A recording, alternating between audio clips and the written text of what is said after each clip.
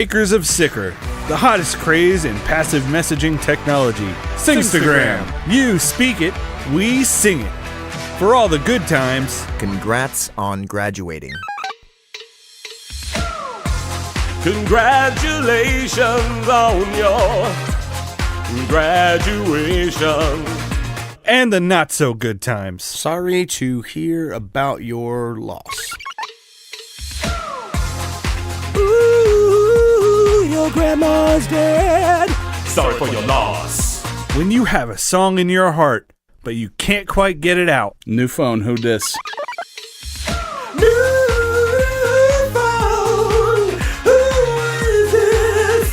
I lost my phone. Or total avoidance. Can you just let him know I'm not into him? Stay away from her, she doesn't want to talk to you anymore. Singstagram. Every message can be a song. From the makers of Sicker. Yesterday's realities or today's fantasies.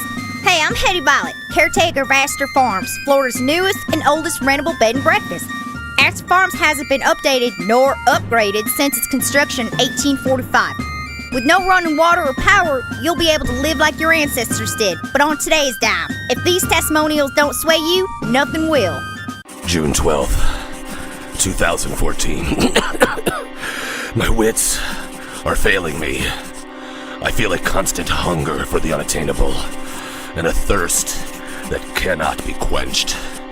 I feel a presence watching me in the darkness. A creature, a trapped soul, somehow dodging the light of this flickering candle. By sunrise, I fear my life. Maybe an extreme danger. How about this?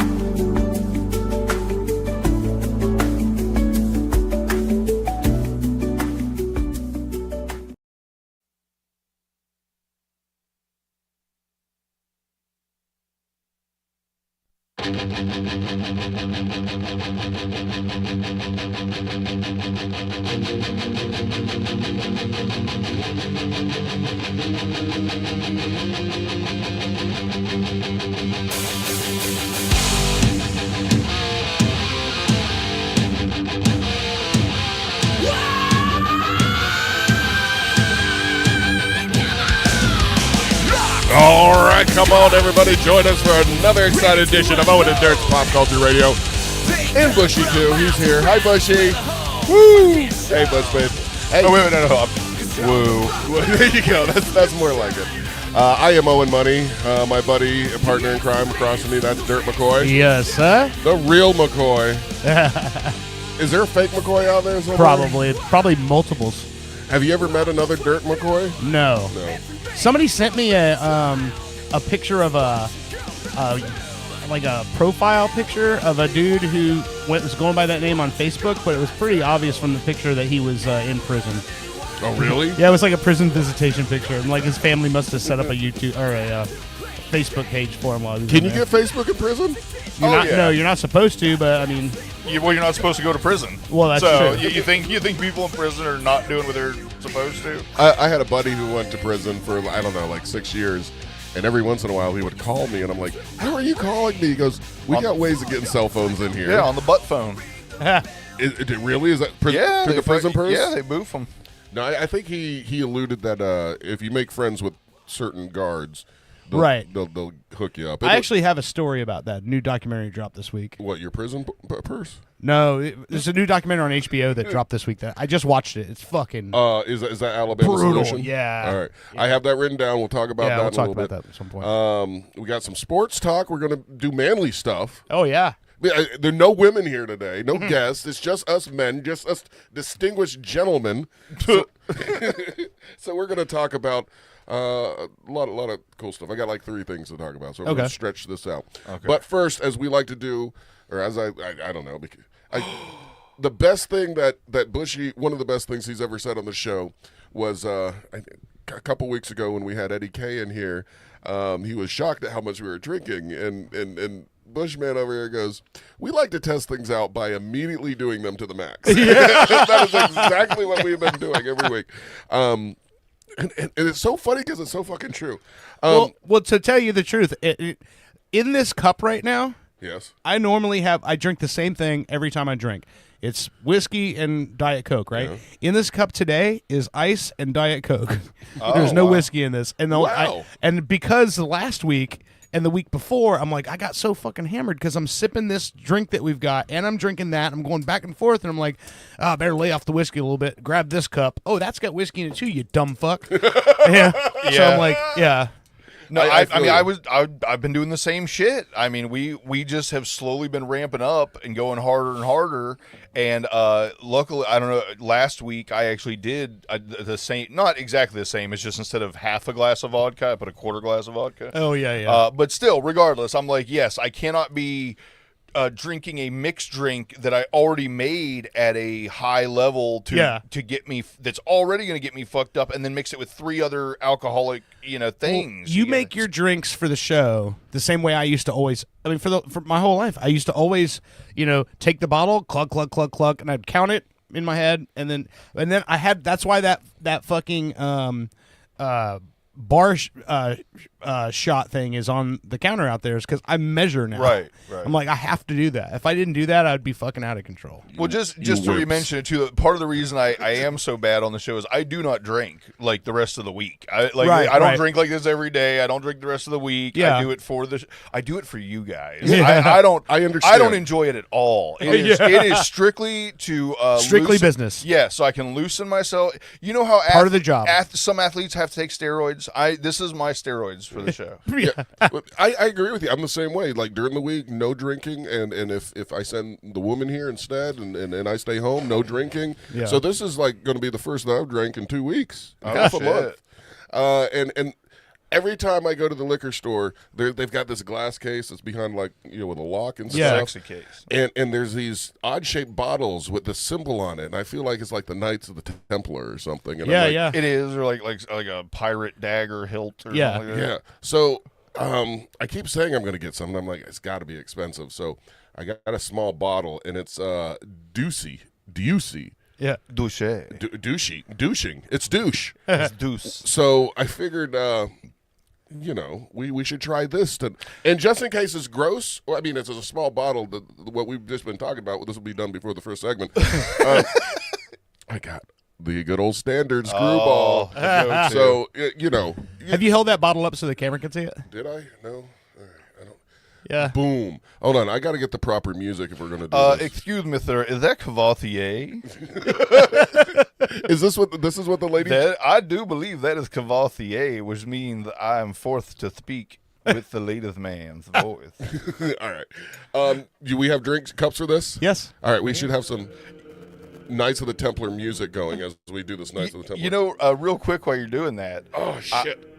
One of the things I've come to love about the show, the just recent shows, is since we've started doing the liquor every single week, like it's our thing now.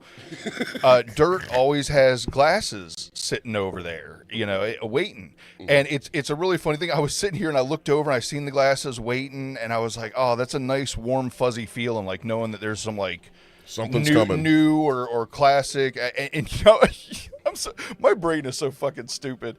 I'm like, what could I parallel that to? And you know what I came up with? Like if a girl comes over to like say maybe like Netflix and chill, but you don't know that it's like guaranteed yet, but you see her like rummaging through her purse and you see the new pack of condoms, like it's like anticipation of something good. Yep, that's what those are. That's what those whiskey glasses are on Dirt's desk every week, is a girl's fresh pack of condoms when she comes to stay with you. That's fine. Did you sniff this? Oh, that's aggressive. I don't know about this. Wow. Have either of you ever had Cavassier before? No, I have not. Okay, so it's basically like a hybrid of like whiskey and brandy, basically. boy. But anyway, it's very sweet taste. Wow. Go slow on it, but yeah. No worries. It burns my nose. Go slow. What does that mean? It means don't do what we always do. Yeah, definitely don't clang it. If you do, don't go back for a second. My round men of the knight's table. Round men of the knight's table. That's good. Douche.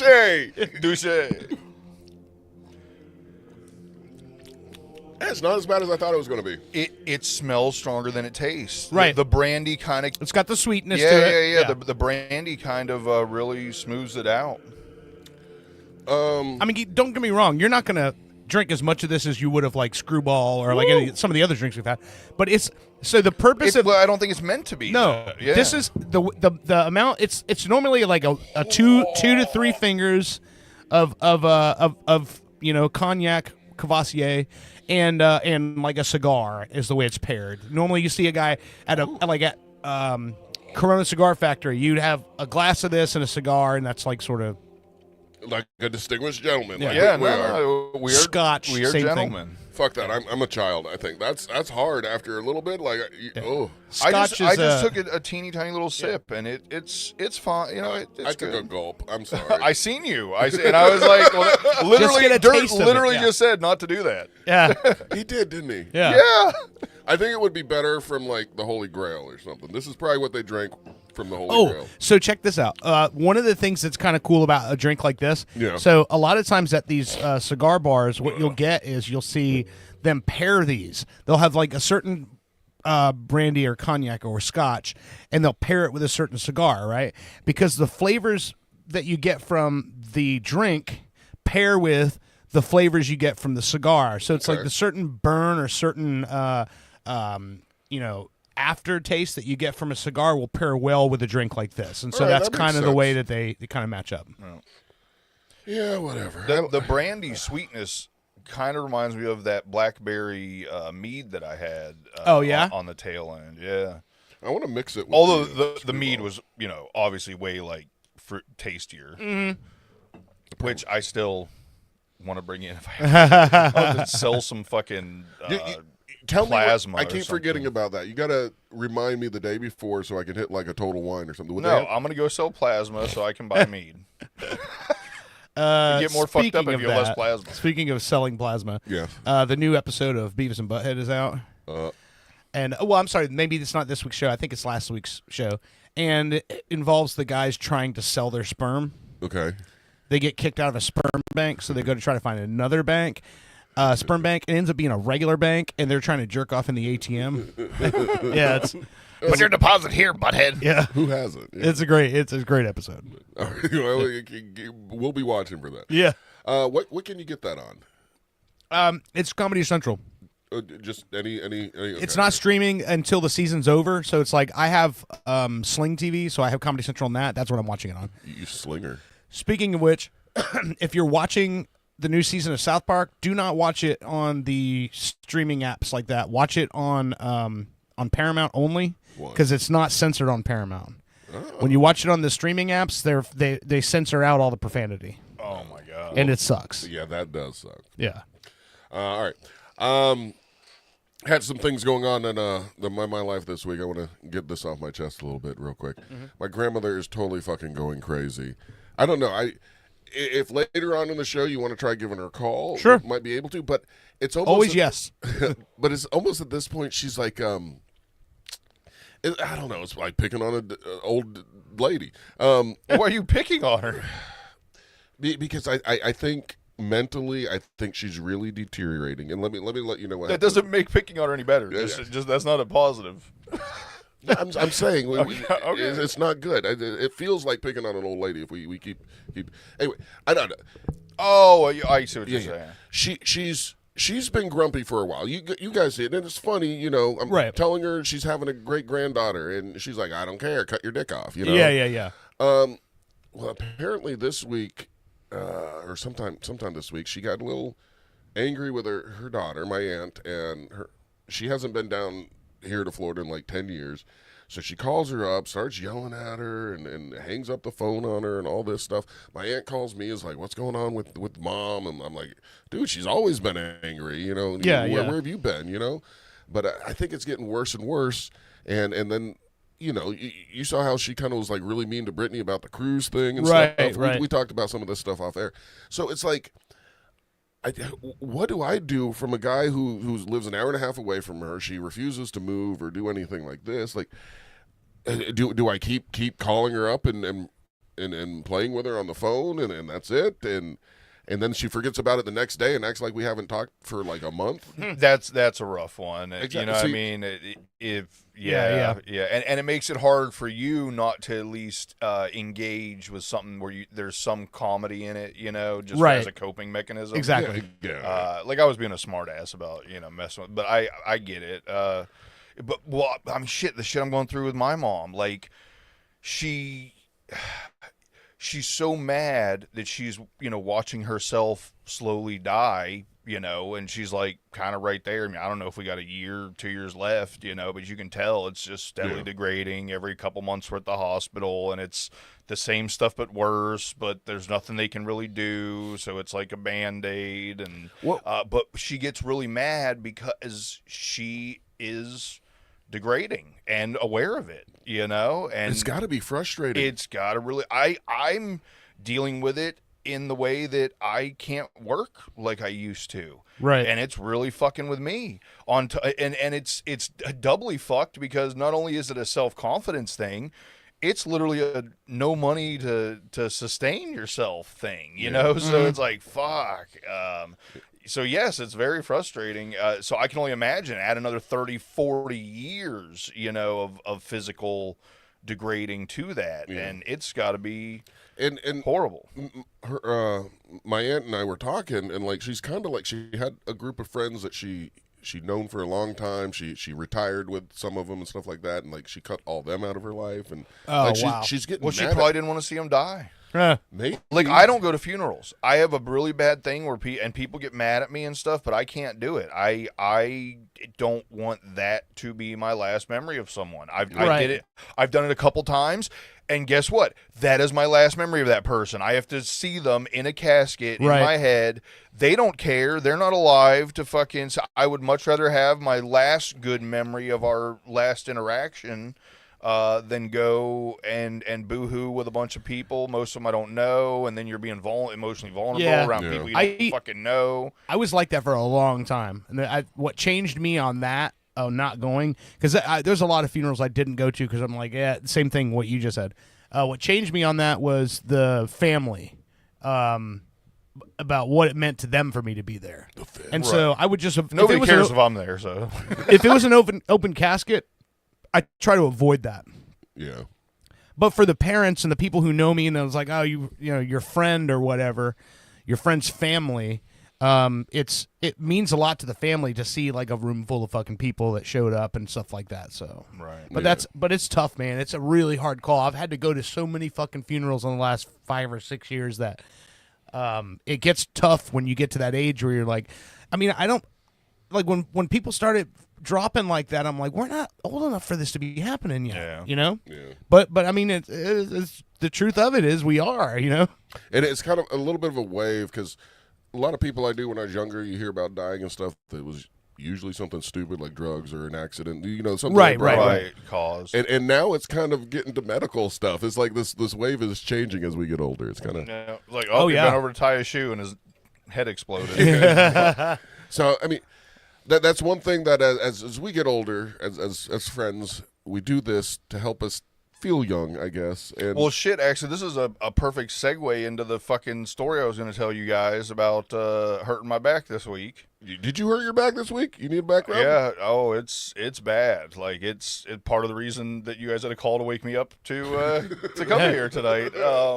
Is it it's been affecting your sleep and all that? Oh, it's extreme. I haven't been sleeping at all. I've had maybe 12 hours sleep in the last 72 What'd hours. you do to hurt it? So, already wasn't sleeping great, neuropathy in my foot and all kinds of shit. And I went shopping, and I went shopping after not sleeping for about 24, 26 hours, something like that, and was kind of out of it. Go to Winn-Dixie, go inside, get my stuff and everything, pay, come back out to the car, and you guys know I have the subs in the back. I've got a hatchback, and I've got the subs back there, and I found the best place to put groceries is actually just because I keep my seats leaned forward, so basically the back of the speaker box. Subwoofers. Okay, all right. I'm thinking you had like some big like subway deal. No, my speakers. So I've got my speakers and my amp in the back. That's all the way to the very back. But when I lean my seats forward, it creates this nice V or like standing trunk in between the back of my speaker box and the back of my back seats. Nothing better than a nice V. Yeah.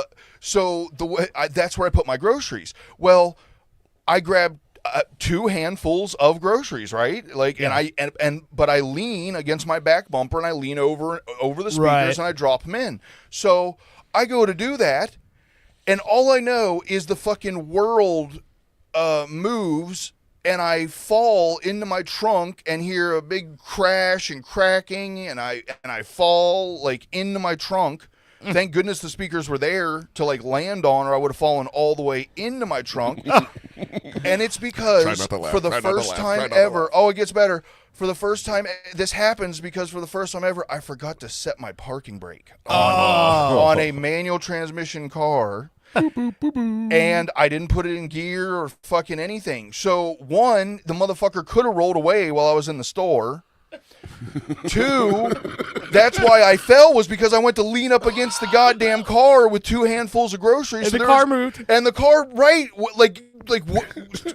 away from me. And the cracking was because it's a hatchback. It's got one of those little trunk hider things. Just a little plastic flap that I landed on that, and it split it in half.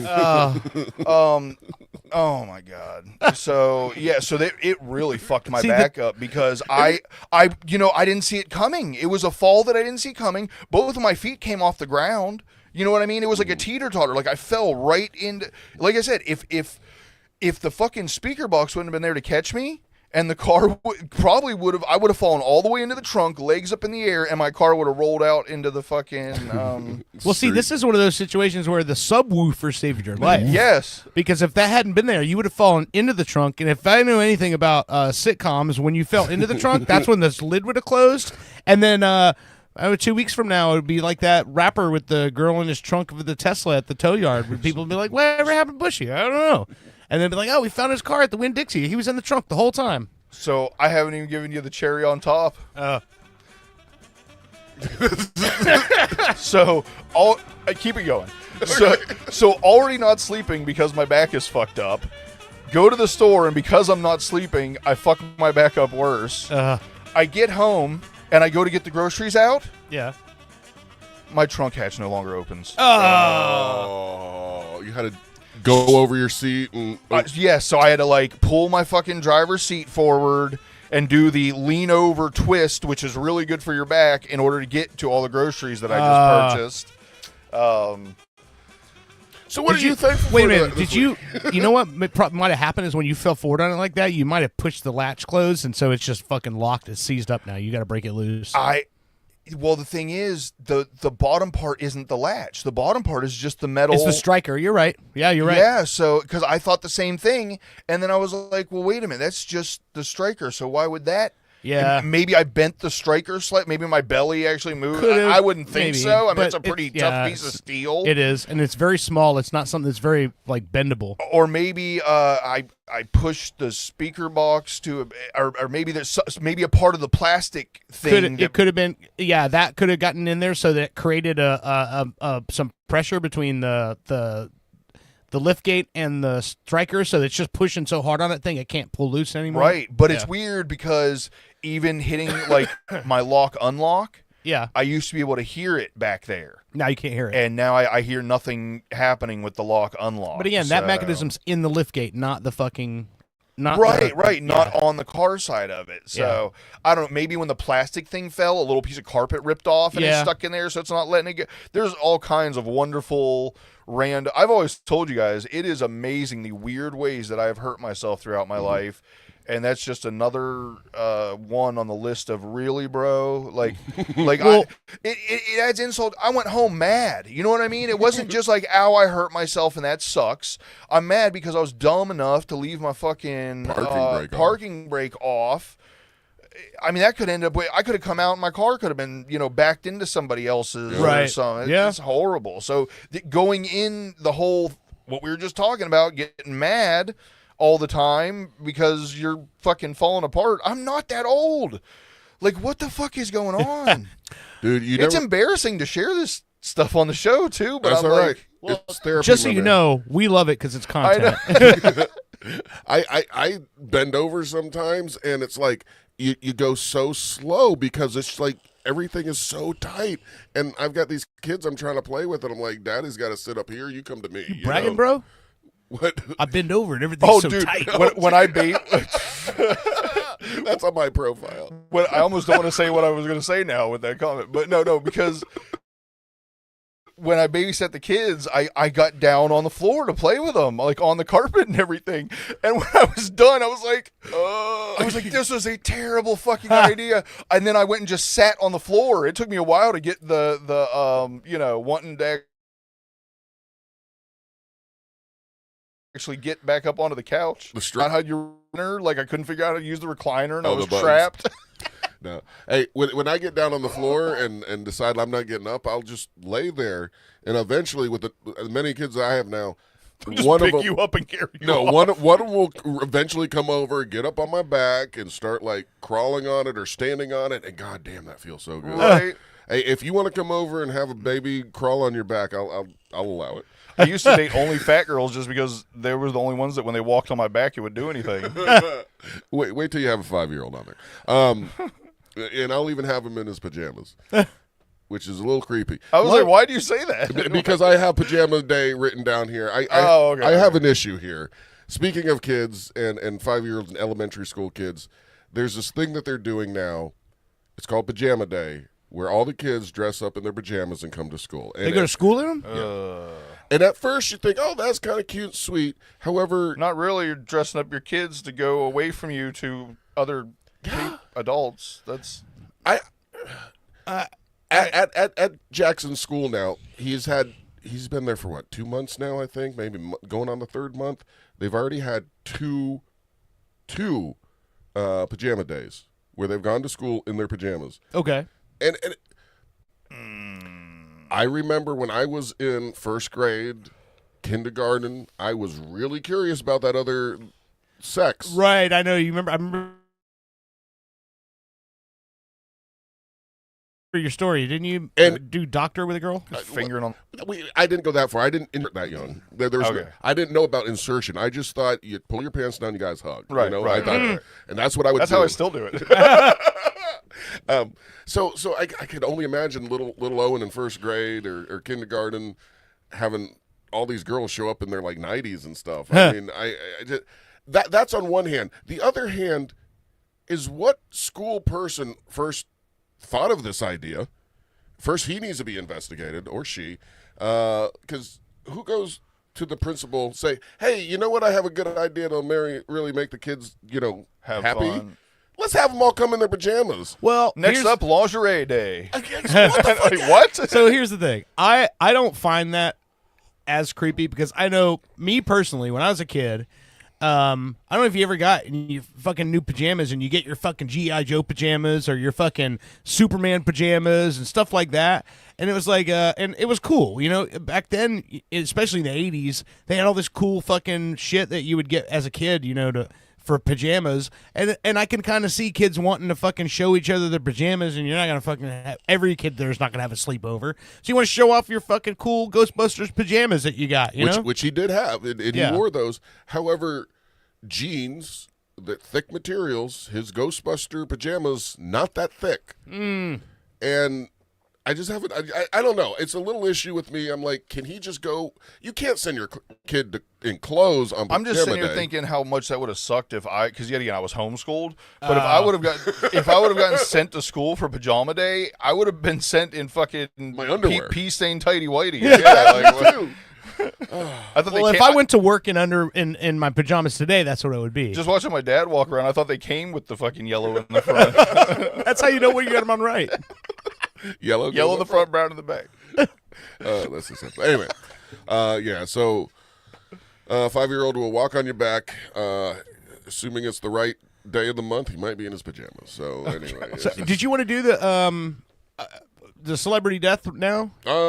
yeah, you want to? Yeah, I Before we figure go we might to- as well do it now. This first segment, we got about 20 minutes, so let's get into it a little bit here. All right, there was a celebrity death, and in the musical field, and as we like to go to, we like to go to the correspondent with the most hair at one spot of his head. That is our good buddy Metal Joe. The most fluffy mohawk. He hasn't of all answered yet, but yeah, I'm calling him. Oh, right okay, now. my bad. I thought you had him lined up. No, that I would have was been like- good if. he was like- Yeah, yeah. yeah. Hello. Oh, there he he is. is. I'm about to say you timed it out perfectly if it would have been perfectly timed.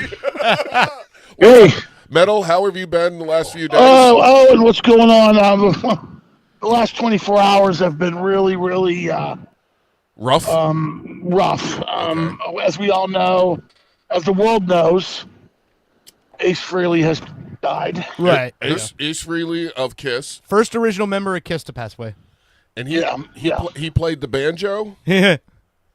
No, he was a guitar player. Oh, guitar. Okay, all right. I knew that. I'm just seeing if you knew. No, I know. gosh. I know you're a huge Kiss And by the fan. way, I just want to get the rest out of the way. That did not sound right. What you said, taking it, bending over, and taking it. That didn't sound right. Well, Did you hear him? Did you hear him brag about how tight he is? Oh yeah, that was real brag. yeah. I'm gonna, now I got something on you. He just said he finished on you. He finished No, on no, I know. I said I've got something on you now. Oh. Yeah, it's jizz. It's white. Yeah, Oh, it's come. It came right on you. You guys are so bad. All right. Why do you come on Owen just because he bent over with his hurt back? Oh, stop it! He's an easy target. He makes he makes it And easy. he's tight. You make it too easy sometimes. I make it too easy sometimes for people to pick on me. I'm not gonna come on you, Joe. I will. If you want to come on the show, I'll come on you. All right. No, enough Come coming. right on that mohawk. Not on camera, on the break. Nobody's going anywhere. All right. We're not going anywhere. And there was like, oh yeah, we lost the poster guy that created all the movie posters. Yeah. For- But I you're got some of his Oh posters. yeah, no, that dude, that iconic guy. fucking A. Is there anybody who made more like badass fucking movie posters? That shit was. Hey, and that guy right there, yes, and I have most of them. Very cool. No, all right. Metal Joe, when I think of Kiss and a fan of Kiss, I think of you. You, Of course. From the day I met you, you've been nothing but kiss, kiss, kiss, kiss, kiss, and you've Well, you met guys all Oh, kiss, yeah. Quit kissing each other. you've met all these guys multiple times. Multiple times. How many times have you met Ace, or did you meet Ace? Oh God, I've met Ace many times. I know his agent, John Astronomy, real well. John And Astronomy, you know, Agent to the Stars, Right. Astronomy. That's funny. he's I met. I mean, if it wasn't for when I was going on the '80s cruise from LA that one year, John said, "You know, Ace is playing the whiskey." And I was like, "Oh, really? I'll be in on time for the show." So I shot to LA for 6 days to kill, and then at the Rainbow, and I shot down to the whiskey to go see Ace. That's a good And time. he let me right in there, and I sat on top, and John shit. gave me a pass and Sat said, on "Here top you go." of Ace. Top of No, the no, stage. sat on top of the balcony. Oh, About or whatever. Yeah. Sat So on top of the balcony and watched Ace, and he gave me a pass for later to go say hello. And Ace was Ace played the House of Blues many times. I've met him many, many times Yeah. at events on the Monster Rock cruise. He's always humble, and all of his fans have always been number one. I was just too, gonna say so. he's the in my personal opinion, he's the most likable original member of Kiss. He's the one who you don't hear a lot of like negative fan interactions with him. He never. The only thing you ever heard him say negative was when he talked shit about Gene and Paul, and they deserved it. Well, yes. I mean, I'm not gonna. I mean, Gene Simmons is always going to be a hero of mine, but I don't like everything. But he's the a guy dickhead, does. though. But I don't He is like a I said, dickhead. I don't- It's okay to say that. He is a dick. He is a dickhead. But you know, Sometimes. I don't like everything the guy does. But Right. Gene influenced me to stay off drugs and alcohol. Well, he was And, straight edge. That's true. Did he? It's true. And then, Gene's always been strange. Never did any drugs or drink. He never wanted to break his mother's heart. He loved his mom a lot, so he never wanted to break her heart. So that's why he always was straight. I don't. But know. yes, he's instead of being addicted to drugs and alcohol, he was addicted to money, and he fucked over all of his former bandmates. Well, yeah, I mean, like I it's said, okay to say it, Joe. He did. Joe is actually there's a story. I'm not gonna. No. I'm there. I'm an observer of all this. Yes. It just He hurts him fucked to over say a it lot of out loud. bands. So you know what though? No, it doesn't. No, it doesn't. No, I will say it. Gene and Paul fucked over a lot of people and members of the band too. So here's Vinnie Vincent. We happen to have Gene Simmons on the other line. Well, no. Okay, bring him on. I'll tell him. No, this is related. Something related. It happened. It is within the last couple of months here. I don't know if you saw that. Joe, did you see Gene's interview where he was talking about how much everyone loves Ozzy and how great it was to see all the tributes to Ozzy? Yes, I saw that. Yeah, he was doing the interview, and he said he's like that. Seeing how the world has reacted to the death of Ozzy made him question the decisions he's made in the past, because he knows he'll never be mourned the way that Ozzy was mourned, and so it's making him change his ways and everything. And what's funny is, like, I hear a lot of people applauding him for that, and I'm like, you motherfuckers, it's narcissistic. It's another narcissistic reaction. Right. He's only wanting to change his ways because of how people are going to react when he's dead. He doesn't give a fuck what you think. He just wants to be mourned. So now, in the bottom of the ninth inning, he's going to stop being a dickhead that fucks people over. That's pretty funny. Just because he wants to be fucking mourned. Wait a minute. People like good people? Yeah. Weird. Because no one had a bad thing to say about Ozzy. Right. Oh, I never had a bad thing. I met Ozzy only once. It was brief. When I met Ozzy, I was at Lemmy's funeral. Oh, wow. Motorhead. Yeah. You were at his funeral? Lemmy's. Yes, I was. And I was at Lemmy's funeral, and I was just entering. Ozzy and Sharon were walking toward me. I saw Ozzy. And I said, "Hey, Oz, how you doing?" I stuck my hand out. I said, "Ozzy, I'm very sorry about your best friend." And he's like, "Oh, thank you very much. Thank you. Very nice of you." And he walked right by me, and that was it. Yeah. That's pretty cool. It's the only time I met Ozzy. How'd you get in the funeral? I did that commercial with Lemmy for VH1. No shit. Oh, that's fucking rad. You know what's really funny? I to know me? if I die, I want the guy that was in the commercial with one time to be at my wedding. Hey, so when my funeral, excuse me. When I watched that whole funeral live stream, and you know what was so funny to me is there were so many like we're talking about like all the gods of metal were all there, and a lot of them spoke. And to me, the best fucking speaker of the day, the one I thought was the best fucking speech, was Triple H from WWE. 100%. I will give you that. When I went to the funeral, I had to stay in the back off camera because I went with Michael, the owner of the Rainbow Bar and Grill. Yeah. Because I was there one day before the funeral. I was there one day before the funeral. I also had the Hollywood show that day too, but that's another story. Well, you got to find a good place to hide. Yeah, so what that was, I stayed off camera because Michael really wasn't supposed to bring anybody, but he brought me. So I stayed in the back off camera, and yes, Triple H made a great speech. Metallica did well too. It was like the ultimate rock and roll send off. Oh, please tell me that Triple H fucking pedigreed the corpse out of the fucking casket after he's done. No, but you know what's funny is he told this story about how, he's like, he had always been a Motorhead fan, and so when he finally got big enough in wrestling that he could go to the WWE and say, I want Motorhead to write a song for my entrance, and then he didn't know that was an option. Yeah, he didn't know that was an option. Then he got to walk down to the ring at WrestleMania with them playing live on the entrance stage and walk out through them and go down to the ring. And he's like, "There's no way you can't feel like you're on top of the world at that point." That's so. But what's funny is he said every time Motorhead would be playing somewhere, he would always try to. Lemmy gave him an open door policy to come into the backstage area. Well, he came in one time with Stephanie, and he comes walking into the locker room, and he goes, and there's naked chicks everywhere, piles of blow on all the tables. Oh yeah. And Yes, I heard all about that. Lemmy turns around and sees Stephanie and goes, "Fuck!" and slams the door in his face.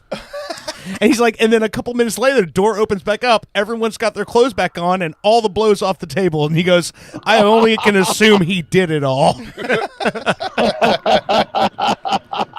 I He did said hear that because story he goes too. as much of a rock and roll degenerate as Lemmy was. That's the reason why everyone loved him. He saw Triple H's wife and didn't want to disrespect her, so he slammed the door back real fast so he could get all the blow off the tables. Jeez. Just smack it off the table real quick. Yeah. Dude, I got something right here. This is where Triple H is telling that story you just talked You're about. up. Got in the wrestling business, became successful enough to where I finally reached a point where I could have some input into what my entrance music was. And entrance music for what we do, as all of you would know, it's music creates the image. Music creates the emotion and the feel for what you do. It can create a character. And it can mean no, you don't. success. It's fine. But yeah. But yeah, this is really cool. I was Triple H looks good when he's all dressed up and has his head shaved. Oh yeah. He's got his head shaved now. I remember when he used to look like a poser. Yeah, those were the days. Oh, by the way, Joe, I want to bring something up. Last time you were on our show on the webcam, somebody put a comment on the page and it says, "Why does this man have feathers glued to his head?" You know what? I don't know why that post came up. I think someone posted that. No, it's because when you were talking to us, the way your hair was tied back, or your mohawk, it on the camera with the lights behind you at the bar, it literally looked like you just had like 2 or 3, like a Native American fucking feather headband on. Do you have a full mohawk? No, right now it has to be shaved down now, but okay. I have a mohawk. Yes, I still have a mohawk. I'm telling yeah, you, but, you let me come on that thing, it'll stand straight up. You won't have to worry about all the I don't wind. think so. Nobody something about Mary. Nobody will make funny comments. it'll never about fucking happen. Sorry. Yeah, all right. Hey, Metal Joe, let's get back to Ace and him dying. Yeah. Did you cry when you heard the news? You're damn right I did. I saw on Facebook you were a little upset. You didn't know if it was true or not, and then you finally. There's a lot of things I didn't think it was true. I mean, someone sent me the notice Ace really passed away, and I was like having a George Jeffrey, or like a what's his name moment from Sanford and Son. Okay. I was like, oh my god, my heart just went off. I felt like my pacemaker just shocked me. Being a 90s baby, I almost just screamed a word I can't say anymore. Well, Metal Joe, if there was one member of KISS that you would, if you had to pick one to die, would it have been Ace or would it have been one of the other ones? I don't think I mean, I'm a humanitarian. I don't want to see anybody. No, I like this new game. Pick which one of your idols you want to die first. I was like, that's really bad karma. That's really bad karma. I'm just saying. Joe, do not answer that question. I'm not answering it because I don't want to see. I'm a humanitarian. I like to see people happy and not be hurt. Me too. By a death. And it's unfortunate that Ace died. I'm just saying, if you could go back in time and magically make him back to life, well, for the life of one of the other members of the band, would you do it? I'll tell you this: if I had to guess, let's say if I had to guess which one would have been first, Ace would not be the one I would pick. I would have thought it would have been Peter Criss because he's had so many health problems. Well, he's a male breast cancer survivor too. So. He is, and he also and he's also had a ton of nerve issues in his wrists and hands. Now I got to worry about that. He's had a ton of health problems. Like I would have literally thought, but Peter Criss and his wife were actually at the bedside with Ace when he passed away. Paul and Gene were nowhere to be found, but Peter Criss was there with him. So that's nice. I would have picked Gene Simmons. He's lived enough. So Joe got a kick out of this. Joe, when I was a kid, I remember seeing a live video of Kiss playing, and the 3 pickup Les Paul that he played, and I remember me and my brother geeking out over it, going, "Dude, can you imagine the tones he can get with those 3 pickups?" And then right about that time, that center pickup burst into flames and spark. It was a fucking prop pickup, pyro pickup in the guitar. I could have told you that. Would spark. I didn't know this as a 13-year-old kid, and then it starts sparking and smoking and bursts into flames because he was shredding so hard. Right. Because fucking rock and roll. Yeah.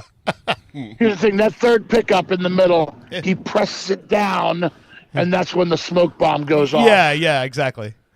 But it's fucking great. It's a great show thing. It is. It's a great show thing. It's a great show piece. He's always done that with his guitars and hanging up on the guitars and just flying in the air. Yeah, but then and I think it's a great theatrical thing. Gibson did eventually start making a 3 pickup Les Paul because of his popularity, and that one does actually work, and it does make some really cool fucking tones. But yeah, Metal Joe, somebody in the chat room said that if you would, if Magic Genie, some shit like that, if you had to make out with Gene Simmons with his long-ass tongue and you could bring Ace back to life, would you do it?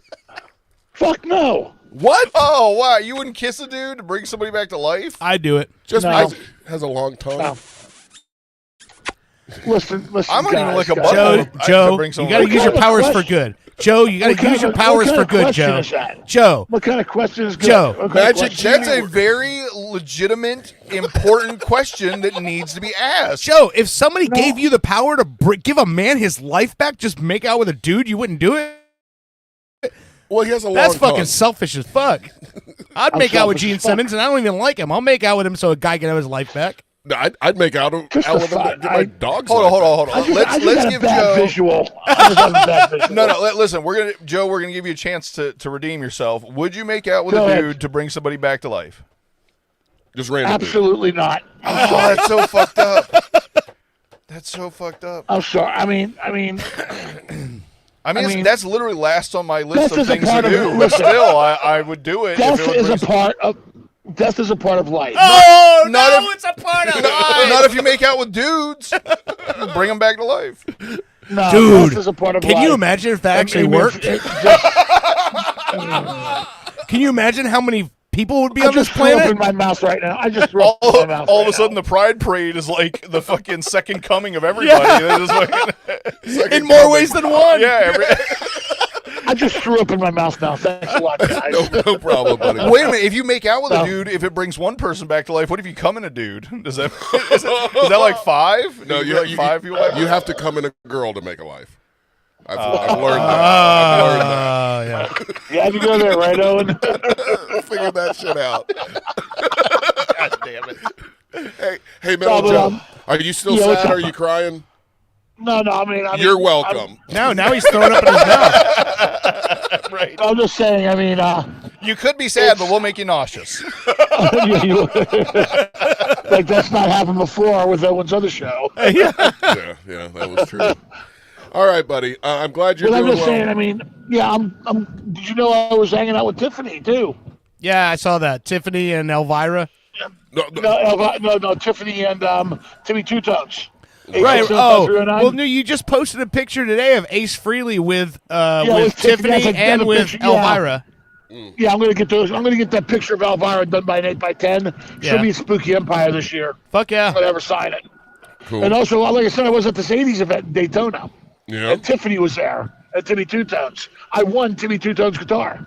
Oh yeah, I heard you texted in about that. So Yeah, what? text about that. What color And is it? I wanted to. Is it two Oh, tone? it's just a Fender Stratocaster. Never mind. I know. I I know. like the idea that if your name is Timmy Two, but, you need a two. I'm leaving. Well, I would I'm think you leaving in should. In 2 weeks, I'll be in Cancun for 80s in the Sand. 80s in the sand. Yep. Yeah, 80s in the Sand in Cancun. I'll be there for that. I do every year. It's good they're doing it in Cancun this time because last year when it was in Saudi Arabia, ooh. No, it was in Dominican Republic. Same. But I've been in Dominican Republic for that event. I've been in Cancun many times for the event. It's a great event. I encourage everyone out there that's listening. Wait. It's worth every penny. Time out. You've gone to, what did you say, Puerto Rico for one of these events? Oh, Dominican Republic. Cancun. Same thing, right? Dominican Republic. No, different. Dominican Republic is on the island of Española. It's Okay. like 3/4 of it is the Dominican Republic. The other quarter is Haiti. Okay, all right. Same island. So you take a cruise there, or do you fly there? No, we fly there and we go to the resort out there called Breathless. Okay, all right. So there's a resort. You don't actually go out to the island on your Yeah, own. all inclusive resort. All right, Dude, all the right. fucking island, the resorts in Dominican Republic are fucking boss as Yeah. shit. Oh, and fucking badass. and not only that, but like if you are a cigar guy, the best fucking cigar fields in the world when you see these big green just rolling tobacco fields in Dominican Republic are enormous. Yeah. No, Joe, I'm just Joe. worried somebody kidnapping him, like land pirates or something. Oh, he's too big to Oh, kidnap. God. You can't fucking kidnap me. I'll kill you. Joe. Not only that, where would they hide you? It's illegal to get oil from whales now. Oh, God. I didn't go there with it. God damn. You got Here's dark. a question. Hold on. I have a question. Joe, if I give you a hand job, would you take me on one of these trips with you? Hell no. Damn it. What would you do for a hand job? Is that a Klondike bar commercial? What would you do for a hand job, Joe? How many hand jobs would it take to get to take me on a trip with you? None, because I won't. None, so you'll do it for free. Yeah, you guys heard it. None. I get it for free. I think what Joe's saying is he would take you on a trip to stop giving him a hand job. Okay, I mean if that's the case, I would basically take you on a trip and throw you out of the airplane. I will not jerk you off 5 times to go to Cancun. You guys are trying to reverse this now. Screw you. Yeah. That's what I'm saying. You can screw me if you take me to Cancun. It ain't gonna happen. All right. Hey, I'm Metal sorry, Joe. I like women and women only. Boring. You ain't that metal. Yeah, I knew that was coming. But anyway, you guys, I'll keep you posted on Cancun event. Yeah, man. Right. Okay, cool. All right, man. You guys take care of yourselves, all right? You take respect. And thanks for letting me come on, okay? No problem. Risperdal. All right, buddy. Bye, See you buddy. again. Take care. Bye. I don't know what that was. I was trying to do something heavy metal when he leaves. Hey, he doesn't want to jerk off Bushy to jerk him off. It's pretty rude. disappointing. Fucking rude. How are you going to turn down hand jobs? I'm probably good at it, too. I've been single so long. I'm sure he would like the company on one of these trips. Yeah. Oh, fuck. Well, he posts all the time about how, nobody ever wants to go anywhere. And I'm like, I just got a text hit message me up, about but- another fucking music death. I'm waiting for confirmation to see if it's true or not. Nah. It's a much, much younger person if it's true. Katy Perry? No. Oh. So, going with, like... I'm just going to randomly say names. Well, just going with crazy celebrity stories, and I'm mad because, like, I meant to actually put something together to talk with about this. I can't even remember. Did you guys hear about that artist that's like Dave X or David X or something, the rapper? Yes. They found the dead. That's what I was making. Yes. Yep, it is fucking true. God damn, today. The bass player for Limp Bizkit, Sam Rivers. No! Yep. It is fucking true. Yeah. That's fucked. Yeah, my brother just texted me. Man. Let's see. Damn, one of the funkiest bassists of all I know, time, he's bro. so fucking good, man. Damn. It says posted on the band's webpage. In loving memory of our brother Sam Rivers, today we lost our brother, our bandmate, our heartbeat. 48 years old. Wow. See, I'll be dead in like a couple years. Yeah, but... No cause of death. It's still breaking, but man, that sucks. That's raw. Dude, he's a fucking so those fucking bass lines, man, in that first record were so good. I mean, like him and what is it, Fieldy from Korn? Yeah, and what is it, Flea? Flea from Red Hot Chili Peppers? Yeah. Like those are my they started blending funk into like pop music or rock or alternative music. Those are my 3 bassists that I always felt were like so unique. You know what I mean? Even though they played the bass, they did something different. Yeah. You know? And that might be a musically illiterate take, I'll but tell you, those were always my 3 that were like. And I know there's some other ones. That's not this.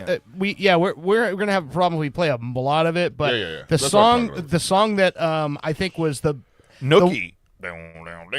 That's the guitar player Wes Borland.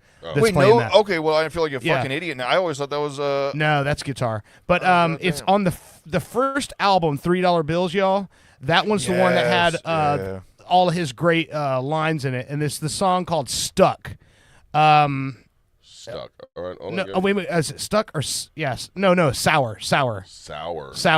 That song is the one where he's got that great fucking bass line in it, and it drives the whole goddamn song. But he was one of those guys that he played a lot of really cool. You know what? His bass playing reminded me of the lines you would hear on a Cypress Hill record. Right. Very funky soul R&B style bass lines with a new metal band, and that's what made that sound so great. Wes Borland, the guitar player, is a fucking virtuoso, and he writes really fucking cool stuff. So you can't have just like an average ass bass line behind it. You gotta have something that drives it. You know. Yeah. I'm gonna play some. I'm mad that I was so wrong on that. Like I always that line you're hearing, but it's Wes Borland tapping on the. He's like, that's so weird. I always you guys know I'm pretty good with music Turn stuff up a little bit. Yeah, dude. Oh. But at first you were so sweet, couldn't go without seeing your Yeah. face. Oh, I hear it, Yeah. It all became a hassle. You were even Bro, that first Limp Bizkit album. I oh know, my it's so God. good. It made everything they did after that disappointing to me. But yes, when I heard the second album with like, the first song was like Nookie, I think was the first single, and as soon as I heard it, I'm like, it's okay. And then I heard the whole record, I'm like, God, they just dropped all the edge from the first record. It went further away from the rap side of it. It went more to it went more to like the MTV mainstream alternative. It was sound. an MTV album. They kind of kept the funky, but they lost it was borderline. It was more. They went from rap rock to rock with a little bit of rap in it. Right. Yeah, well, for somebody that didn't know them beforehand and who was stuck like out of town on a work trip, I remember getting Chocolate Starfish. Yeah. And I stuck that in there, and I was hooked from like the beginning to the end. And Still an amazing It's album. still a great album. Yeah, no, I'm not taking anything away from it. And there's nothing wrong with Insignificant Other, the second album. But all I'm saying is that first record is so goddamn good that when you hear it, you're like, and then you listen to the second album after that, they just polished everything. They actually had a song called, what was it called? Henry Fonda? That they used to Cambodia was the name of the track. They were playing live, and it was this really cool freestyle that Fred Durst would do, and I remember hearing him do it live. And then when the second album came up, all the riffs from that song, they had broken up, made 4 songs out of it, and the verses he did were not on the record. And I'm like, damn, it was so good. I'm like, why did you fucking destroy? It was such a great song. I couldn't wait to hear a studio recording of it. And they never did it. They just turned it into like 4 different songs. Yeah. But it was like, I like that song. That's a great, yeah. I mean, everybody does. That's there is not. I don't think there's a bar you can go to or a club and play that song where people aren't gonna sing along with it and fucking get down to it. What is this one? This is Limp Bizkit Chocolate. Anyway, they did a bunch of that stuff in between songs sometimes too. That like electronic stuff. But anyway, rest in peace. Is Fred Durst okay? Yeah, he's still alive. Thank God. So all right. So before we go to break, I do have a band that I want to play for you guys this week, and I think this is one of those stories that I think we're going to be hearing a lot more of stuff like this. But so let me just start this song, and then I'll start telling you guys the story. All right. I need a drink. No more of that. So the name of this band is Everyone Asked About You. Ooh. You know what this immediately reminds me of? What's that? There's a band called like Phaonix, or it's like Phoenix but spelt weird. You know who I'm talking about? No. I think they're from like Texas or something. So there's a really cool story about this band. So this band was formed in high school in Little Rock, Arkansas in 1995. They put out 2 EPs and an album between 95 and 98. And then they graduated high school. They went about their business and kind of drifted away. 2015, the singer and guitar player is working from home, has a Japanese indie pop on his YouTube, and he hears one of their songs recorded by a fucking Japanese indie pop band. And then comes to find out that in the Japanese indie pop scene, they are fucking huge. Dude, this is great. And so they end up reuniting in 2022, and now they're on the fucking road touring again. So this was written in high school, though? Yes. Yeah, and they turned into one of these bands where it was like kind of like Searching for Sugar Man or the band Death from Detroit. And so they're back on the road now. They're back together. So there's a girl singer. She plays tambourine and sings, and then the guy who plays guitar and sings is the one, Chris Shepard. He's the one who found their song being performed by a Japanese group on YouTube. 10-1, she smells like patchouli. So anyway, the name of this song is called "Sometimes Memory Fails Me Sometimes," or Nog Champa. So, all right, you guys want to take a break? Yeah. All right, I gotta pee. You're listening to Pop Culture Radio. We'll be right back.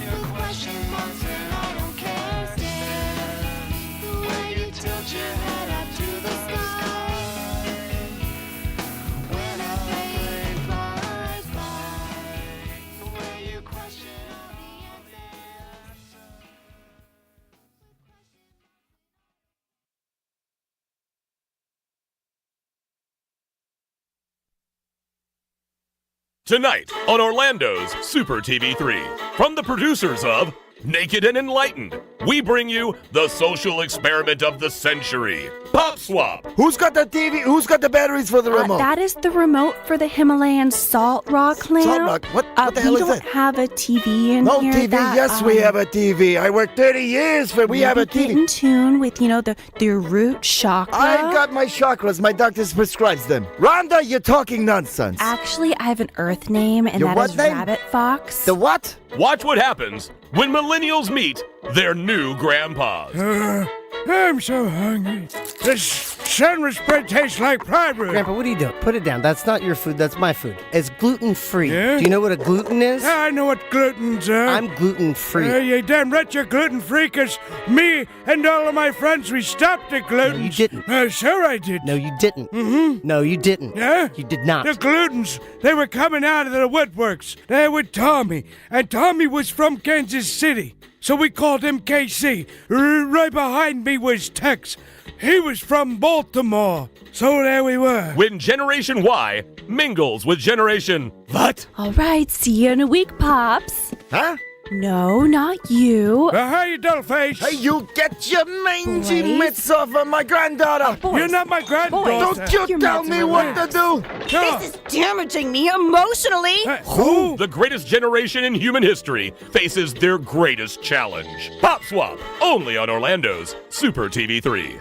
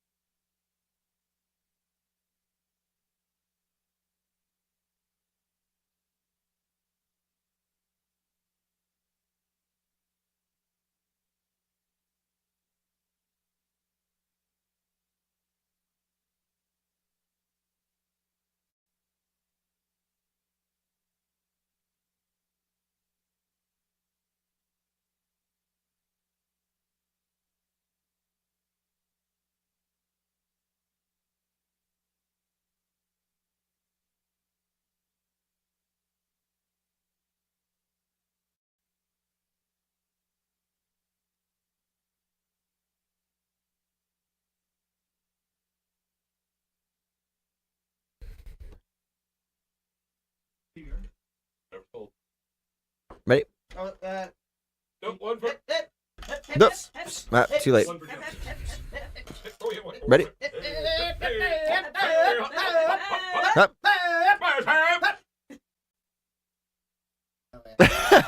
The war on vending machines is hitting closer to home. It's hitting the workplace. Salutations! My name is Dr. Patience McCracknuts, PhD. Reap the benefits of healthy living with Dr. McCracknuts' line of tasty vending comestibles. And because Dr. McCracknuts knows a thing or two about those mid-afternoon doldrums and lethargy, we have started dispersing vitamin B12 syringes in all of our vending machines. Lift your spirits and carry on, ladies and gents. Your hunger just met its worst nightmare. Dr. McCracknuts. Coming to a vending machine near you!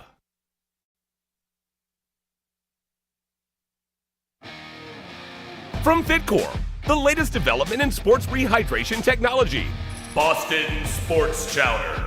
You lead an active lifestyle, and you love a hearty chowder. Fitcore's patented ergonomically designed chowder flagon effectively replenishes vital body chowders lost during a hard workout. Creamy, powerful, piping hot. Boston Sports Chowder. Get you off an event and back in the f***ing game. We've all been there. You thought you had a great idea for a dispatch, but it just wasn't good. This is Cobra Kid. Just checking in. Sure, it's hard to be original. What up, C-Lane? Sabrina, I love you, duh. Sean, you're a dick. You try writing a joke while you're using a weed whacker. Rector! I damn near killed it! Can I get a magnet? Embrace the fellowship of the 95%ers support group. Wiggle, wiggle. Pop, pop. Remember, you are the 95%. So maybe they have the problem. Tonight at 9 on Orlando's Super TV3.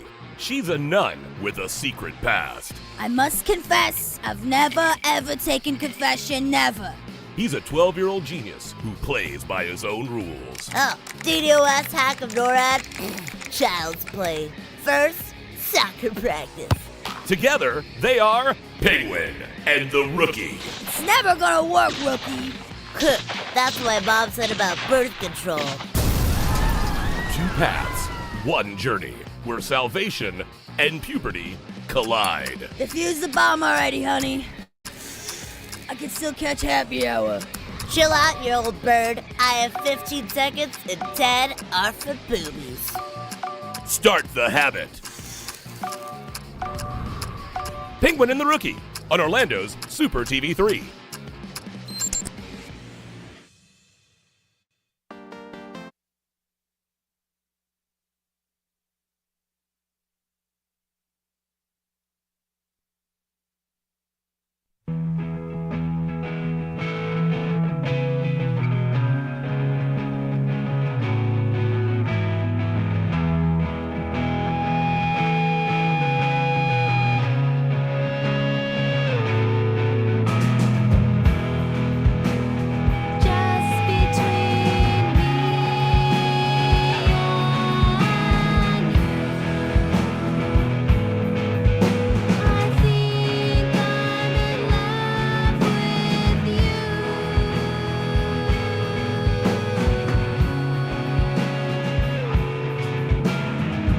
Welcome back to Pop Culture Radio. This is Me Versus You by Everyone Asked About You. It makes perfect sense to me. This ended up being big over there. Her voice and everything lends perfectly to being covered by young Asian women. Yeah, it's funny, man, because when you look at all of the pictures on here of them on their Spotify page are all them now, because they're back together now.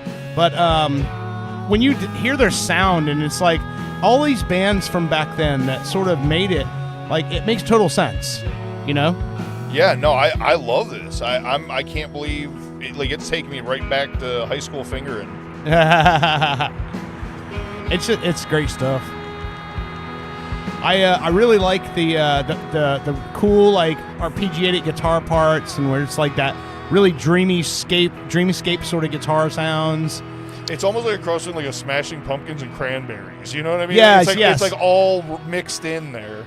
Yeah, you can hear some Mazzy Star in that. You can hear some Wild Horses. Yeah. Yeah. Oh, yeah. You ain't lying. Yeah. Yeah, it's great. It's one of those things. I saw this article about them, how they're back on tour now, and they said they were the opening for some band. I can't remember what band it was, and the guitar player was walking through the crowd, and he was hearing all these people going, "Who the fuck is that?" And they're looking at their name on the bill. Who the fuck is this band? And he goes, and then the reporter who was doing the interview or the article said, and then as they took the stage, all the 20-somethings in the audience rushed towards the front of the stage, leaving all the middle-aged people going, What the fuck is this? Yeah. I think it's fucking great. Is that cooler? Is it cooler for that to happen, or is it cooler to be popular while you're young and people your age like you? I think this is cooler, and the only reason why I say that is because you can be in your late 40s, early 50s now, and all of a sudden realize that, hey, I went on, I had a regular life, I worked a regular job, I got all this life experience, and then come to find out that something you did when you were a fucking teenager means that much to people now. Yeah. It's like getting that fucking, validation to go, Not to mention, you don't appreciate things that much when you're in your, like, early 20s. Right.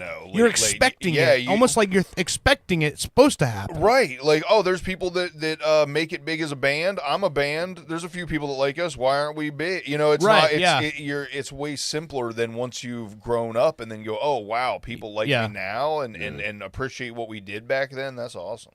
Yeah, it is weird. I was just the other day reminiscing about the whole weird Florida group and all that stuff, and how we've lost a lot of people, and you don't realize that moment that you're in until it's all gone. You don't realize the moment until the moment's gone. Like, it's fucking weird. It's nowhere near this level, but I was at a friend's wedding 5 or 6 years before the pandemic, and I was at my friend's wedding, and we're at the reception afterwards, and this guy comes up to me and he's like, dude, are you fucking Dirt McCoy? And I'm like, yeah. And he's like, dude, your album, I've listened to it so many times. I want to cover your songs if it's cool with you. And I'm like, yeah, it's Johnny Depp, John Prestige. This guy's a one-man band, plays everywhere. I love his songwriting. I'm a fan of him. Johnny Depp? D-E-B-T. Oh. Yeah, Johnny Depp instead of Johnny Cash. I heard Johnny Depp too. I was like, Johnny Depp wants to cover your songs? That's dope. He's a great songwriter, just a really fucking great musician, and I'd never met him. Of all these years we've been working in town together, and I just thought it was really funny that that's the instance where he's like, oh, that's you. Somebody told him or said my name, and he realized it was me, and that was the introduction I got, was him telling me how he wanted to cover one of my songs, and I'm like, that's fucking cool, man, because that was like fucking 20 years ago, you know? That's amazing. Yeah. Well, that's like the text I woke up to from you the other day. That was about the only good thing that's happened this week. Is Dirt sent me this really nice text, saying he thought I was really good when we do like interview type shows, at engaging with people and everything. Well, that was such a nice dude. That made me feel so good. Well, it's true though, and that's but whenever we do have guests and have interviews, you make it very clear to the people who are here that you're actually listening to what they're saying, and you're taking an interest in what they have to say, and you're actually asking questions, and you're showing them that that they're coming on here to share a story or coming here to share an experience they've had. And they're like, it's something cool that happened to me. And you make it very evident to them that not only do you care, but you're actually just as interested in hearing their story as they are in telling it, And that's something that you can't really teach somebody, Hell yeah. Yeah, I have childlike wonder. Yeah. I'll take that screwball now. I had to finish off the Cavassier. Yeah, the Cavassier is, again, one of those drinks. You're not going to drink a whole bottle of that. You're not going to have 3 or 4 of those. You're going to have one. And if you drink that all night long, you're going to be fucking shit tanked. Yeah, no, for the little bit that I had, it was very enjoyable. But yeah, it's not what do they call it? A session? No, it's not a session. And again, when he showed me that's what he had, that's why I stopped putting liquor in this cup, because I knew it's like, if I'm going to drink that, I can't be I mean, this little taster here while I'm drinking the Diet Coke, that'll work fine. But What's funny is it's like the opposite of the problem with the like Sucker Punch cinnamon whiskey. Yeah. Because it tastes so good, I just forgot or wasn't paying attention to how much I was drinking. Yeah. With that, at least you go, oh, as soon as it hits your lips, you go, better take it easy on this. Dude, I'll tell you something though. That cinnamon whiskey, I made not necessarily, I call them shots, but I shook up a cocktail with those last night, and I put wild cherry seltzer in it, and it has this cinnamon cherry mixed together. I think that I would not necessarily go to a cinnamon whiskey as like to sit around and have a sip or a dessert drink, but the flavor of those whiskeys added with something else, you can make some really interesting cocktails. Code Red Mountain Dew. Yeah. Well, what sucked was one of the flavors of that seltzer that I usually have in the house is Fuji apple. So I was thinking apple cinnamon, like apple pie, and then you could throw a dash of vanilla whiskey into it and make it taste like a fucking apple pie a la mode. By the way, I was not talking shit at all. It was great. That's Rope-A-Dope. That was it, right? Was it Rope-A-Dope or Sucker Punch? Rope-A-Dope. That Rope-A-Dope, I give a 10. It is tied with a Screwball. Yeah. I think it is a perfect whiskey. It's so perfect, I can't control myself and made myself fucking ill off of it. I hope that, I didn't, my review before didn't come off as negative because it's amazing. I just have no self-control. Welcome to the club, my man. Yeah. So as I drink my second marijuana drink. The marijuana. Oh, my God, this tastes so... I didn't think it was possible for Screwball to taste better, but after that Cavalier, really? Oh, my God, it's so nutty and delicious. I'll get some in a minute. In the next break, I'll get some. This is almost as good as giving Metal Joe a hand job. Bet it tastes better. Sorry. I don't think depends on the day of the week. I don't even have to bet on that. It does. All right, we got a couple other things. Oh wait, we didn't the new marijuana drink. I tried to bring it up a couple times. I didn't think. No, I'm sorry. Yeah, no. I get distracted easily. Okay, my brain is goddamn broken. Everything I say is trauma.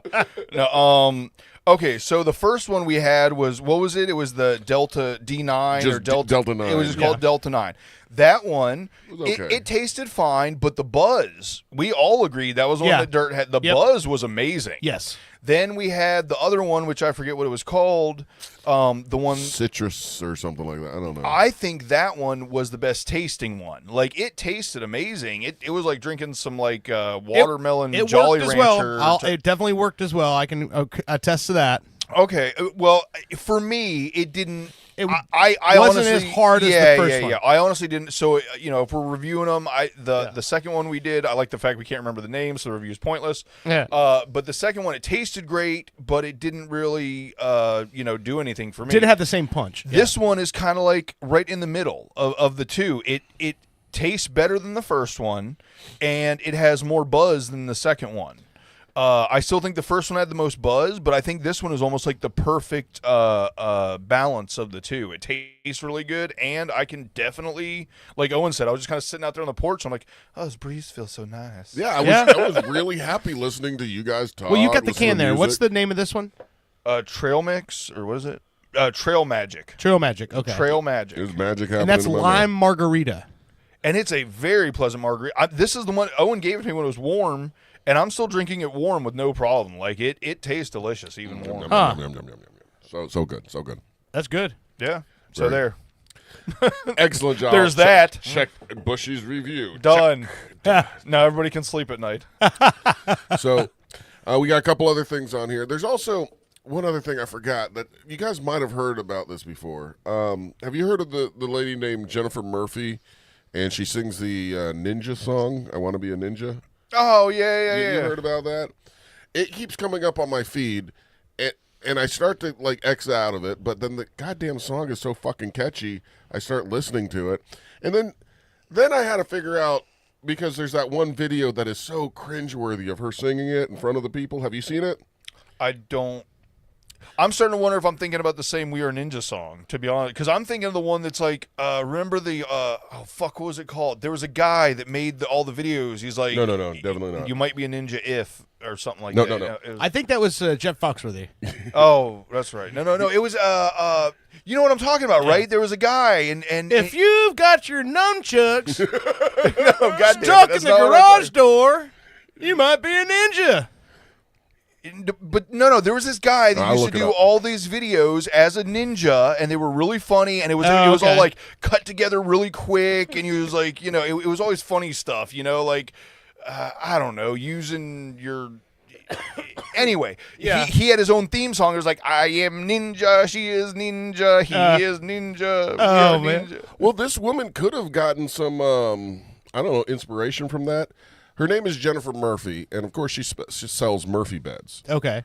Because it's her last name. Huh. She was a pageant queen who then grew up and was used to people saying everything you do is funny. Yeah. And so she records this song, and I'm a guy that like thinks of one thing and then like I'm going with this, you know, the Spook Hunter stuff, like, you know. Yeah.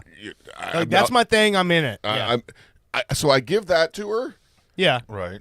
But, But she shouldn't have thrown herself into this? Is that what you're saying? well, just the song she originally put out, then she took it down because I think she got some heat. Because I'm going to play it for you. She's doing it as a promo for her Murphy beds. So she sings this song about how she wants to be a ninja, and it's her dog named Chow. Okay. And she goes after Chow in Chinatown. It gets really. Oh boy.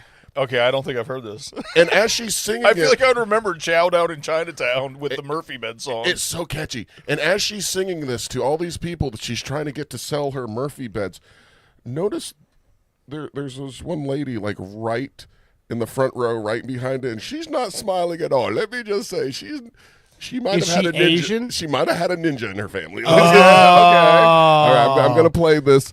Is she doing the voices? I shut my Murphy bed, sat down to scratch my head.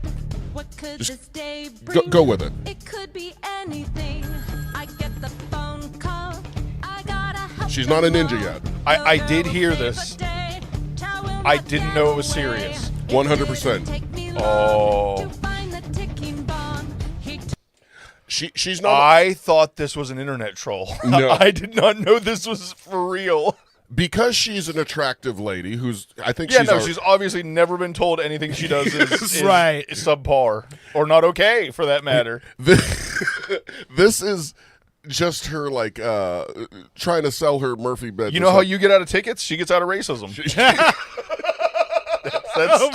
That's how white privilege she is. Fucking true. Speaking of that, after this, I got there's a news update about another person who did some shit in public. Oh man. Well, she like I said, she's milked this. So hot horny guys have contacted her, and she actually has on the internet a movie of it where she's Well, of course. where she's dressed up and she's doing karate chops on a my beach. God. But let's just keep going and watch for that Asian lady.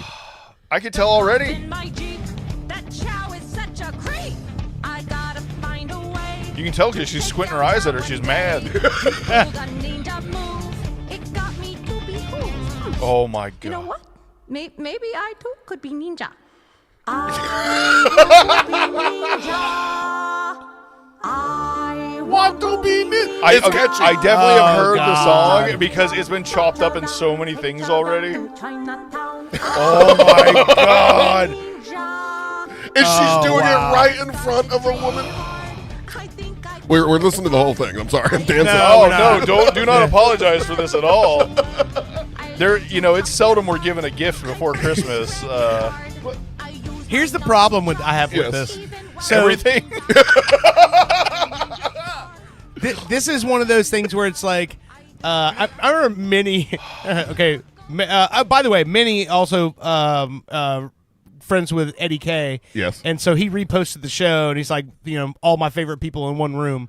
So Minnie Hell yeah. listened to the Oh, show. that was nice. But Minnie sent me this one thing. It was like a webcam, like it was, the old days of webcams where it's like, really bright from the monitor, dark room, and it's this girl making a cross-eyed face and a weird mouth, and he's like, "This is the face unfunny chicks make and think they're a comedian."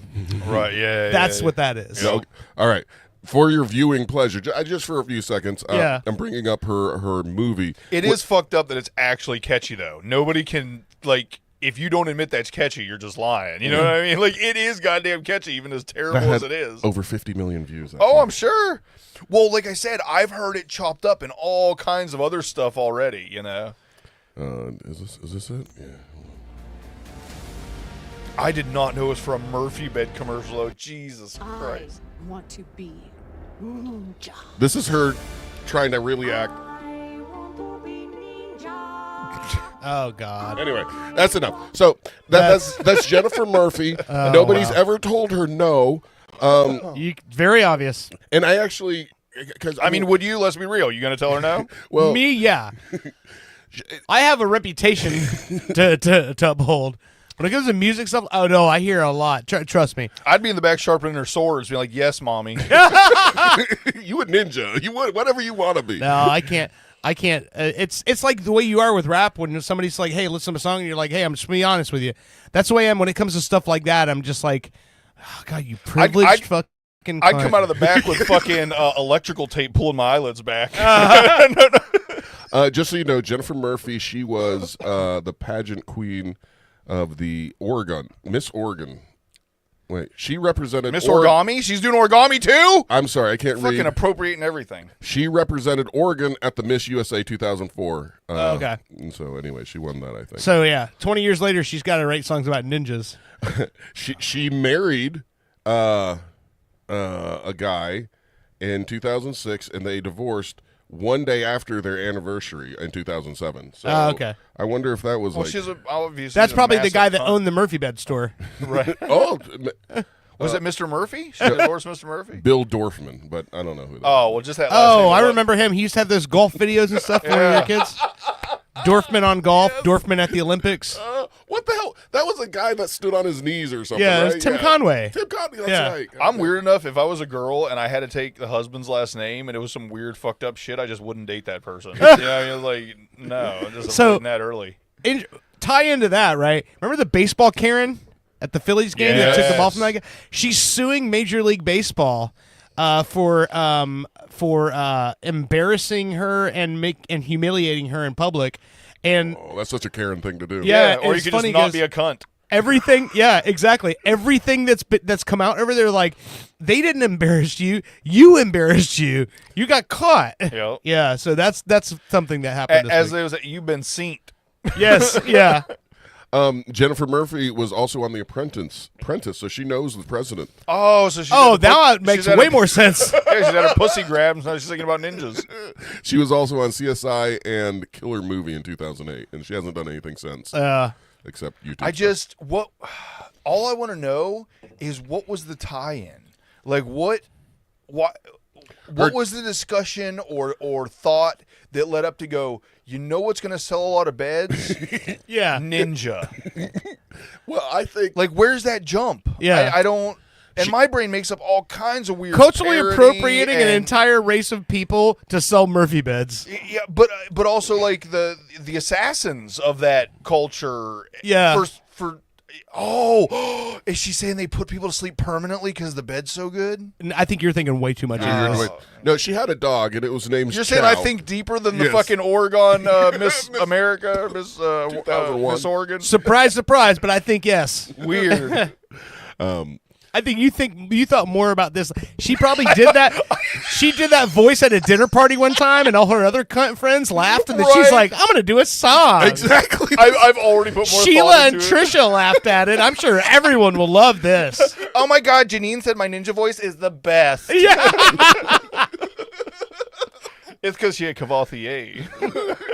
Yeah. Yeah. Anyway, all right. Let's switch gears to sports. Hey, we're doing a sports segment.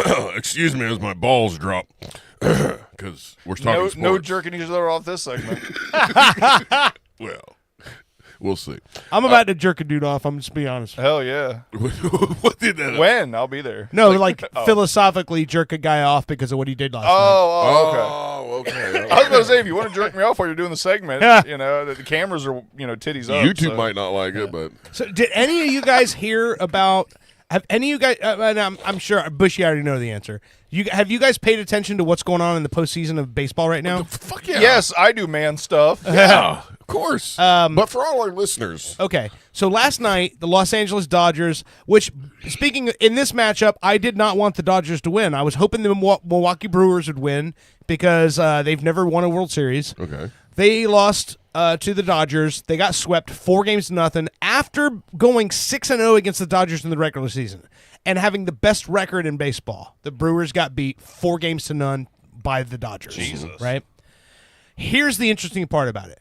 One guy last night had the greatest postseason game in Major League Baseball history. What? And when I said it's the Dodgers, can anyone guess who that one man was? Giovanni Ribisi. Yeah. One Frank? international superstar. I'm guessing Hispanic. Shohei Ohtani. Ooh, Asian. Yes. Do you guys know Shohei Ohtani? Oh, yeah. Shohei Ohtani, hold on. Shohei Ohtani is probably the most dominant hitter in Major League Baseball. I got the bobblehead in my car. Who also happens to be one of the most dominant pitchers in Major League Baseball. What the fuck? He plays both sides of the game.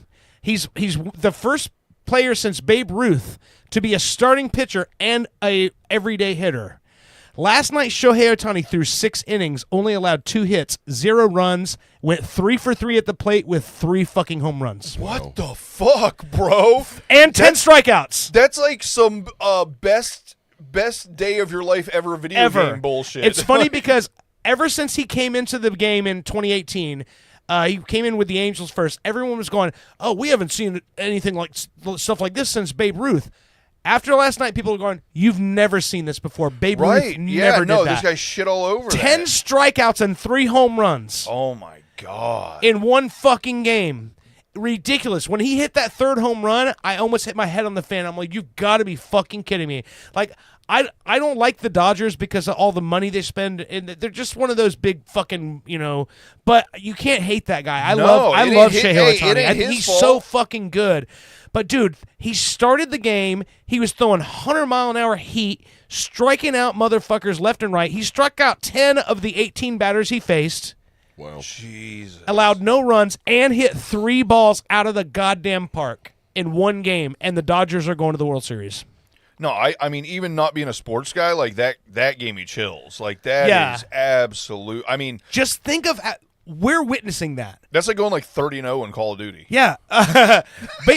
Babe Ruth was a pitcher, and that he pitched and he I'll hit. be honest with you, but they stopped him from pitching because he was such a good hitter. This guy has literally goes up on the mound and fucking pitches, and then goes to the bat and gets runs to support his own fucking pitching matchup. What's his name again? I'll be honest. Shohei Ohtani. I'll be honest. SHOER. It came right up. Oh, you did it? Okay. You're big if you Babe just Ruth? type in SH in your name. Yeah. I'm just going to be real. Babe Ruth must not have been that great of a pitcher because I didn't even know that Babe Ruth ever pitched until you. No, he was an amazing pitcher. He won a Cy Young Award and everything. Yeah, he was a great pitcher. Yep. So remember when the Red Sox won the World Series in 2004, and it was the first time in like 86 years? The reason why that was the curse of the Bambino is because they traded him. The Red Sox traded him to the Yankees the year after he won the Cy Young Award and won the fucking World Series with them as a pitcher while also hitting at the plate. And because back then it was like you had to pitch and hit. Okay. They didn't have designated hitters and all that stuff like that. Okay. But then when he came to the Yankees, they were like, hey, he still pitched with the Yankees, but sparsely. Like, over his career with the Yankees, he pitched maybe 10 or 12 games in the 10 years he was with them. 488 strikeouts in his career.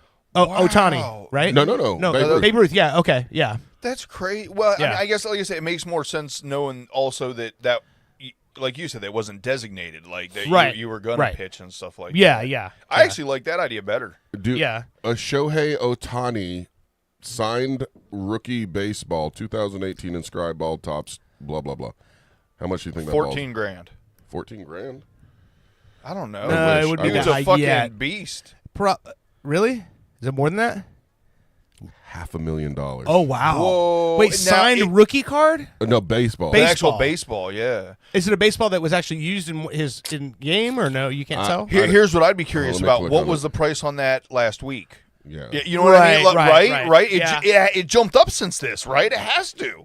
Like, immediately, if you've got Ooh. Shohei Ohtani memorabilia, after that dude has that game, the price goes up, Here's the thing right? that's interesting about that, right? So when he left New Japan Pro Baseball to come to Major League Baseball in 2018, he signed with the Anaheim Angels, Los Angeles Angels. Pretty decent contract. There's like we already knew coming in because there was all this hype. He's a two-way player. He's going to pitch and he's going to hit. Hey. Since then, he's had two Tommy John surgeries. Look how he signed his name, like in his own language. Oh, that's great. That's great. You think I can see that? I'm sorry. Hold on. No, you're good. Oh, that is. And then it that says is- Go yeah. Angels. It says Go Angels because he was a rookie when he played for the that's Angels. What's gangster is I'm sorry, Korean, Japanese, Japanese. So Yeah. it's badass that he writes in Japanese, and then right underneath it in Go Angels is Yeah. like perfect English Yeah, cursive. exactly. Dude's So, a monster. Here's what's crazy is when he came here, we all knew they were like, this guy's going to be fucking great.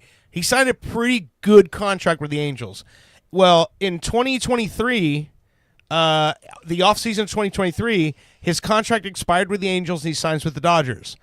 And as everyone expected, the largest contract in Major League Baseball history.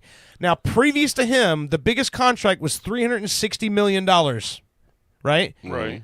What do you think his contract was? Or did you just see it? I mean, the way you're repping it, 500 M's. $700 million for 10 years. Jesus Christ! So basically, He doubled the largest contract in baseball history by signing with the Dodgers. I mean, money well spent. And then what the Dodgers did was there's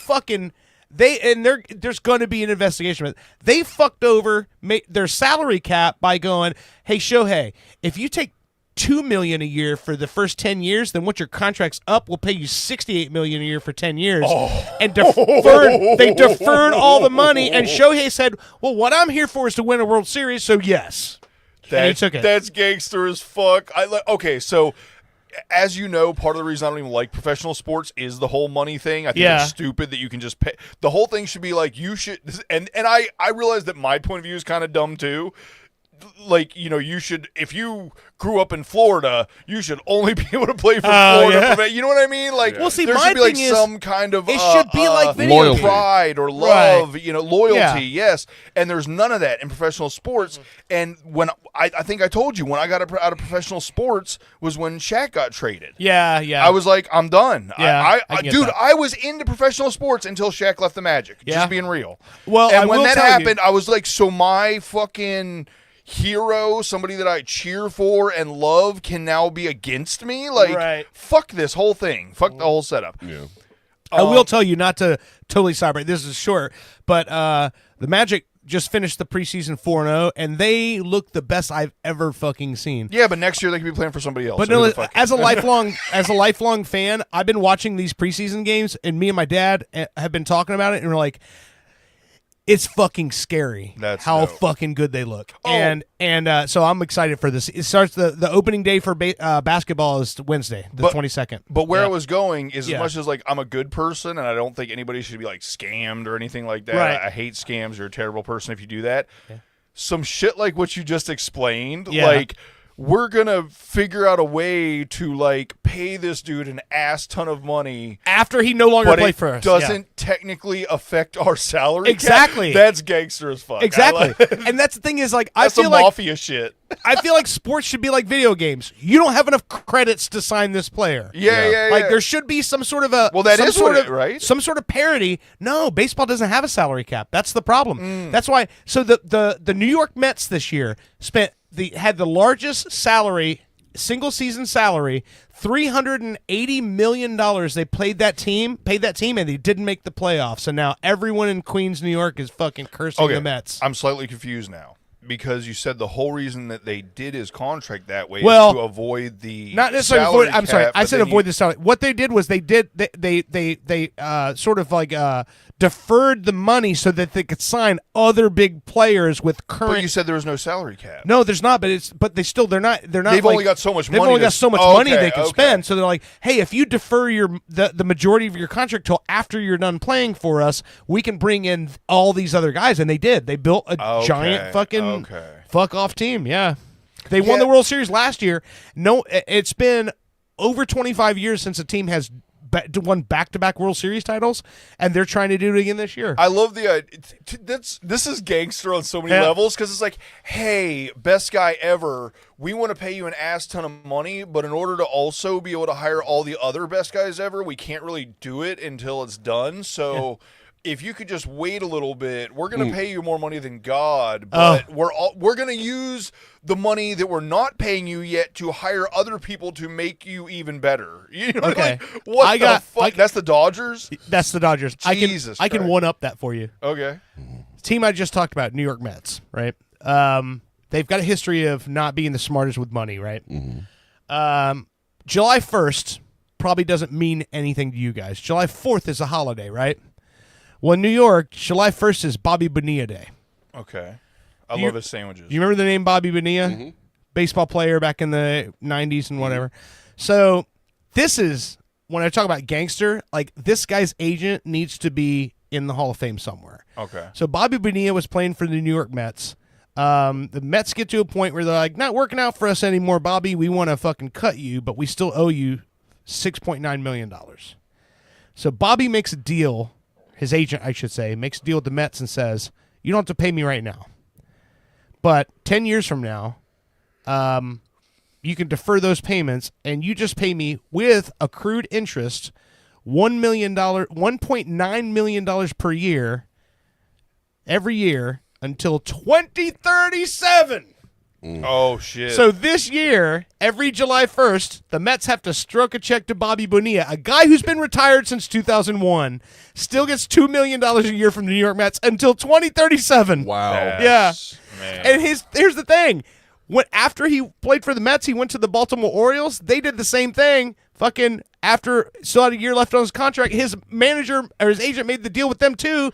So on July 1st, he also gets $500,000 from the Orioles. So this guy makes over $2 million a year. He's 60 years old now and still getting fucking paid. Oh my God! There should be a movie made about his agent. His agent was basically like, it'd be like some Better Call Saul. I understand you guys don't have the money now. Let's make a deal.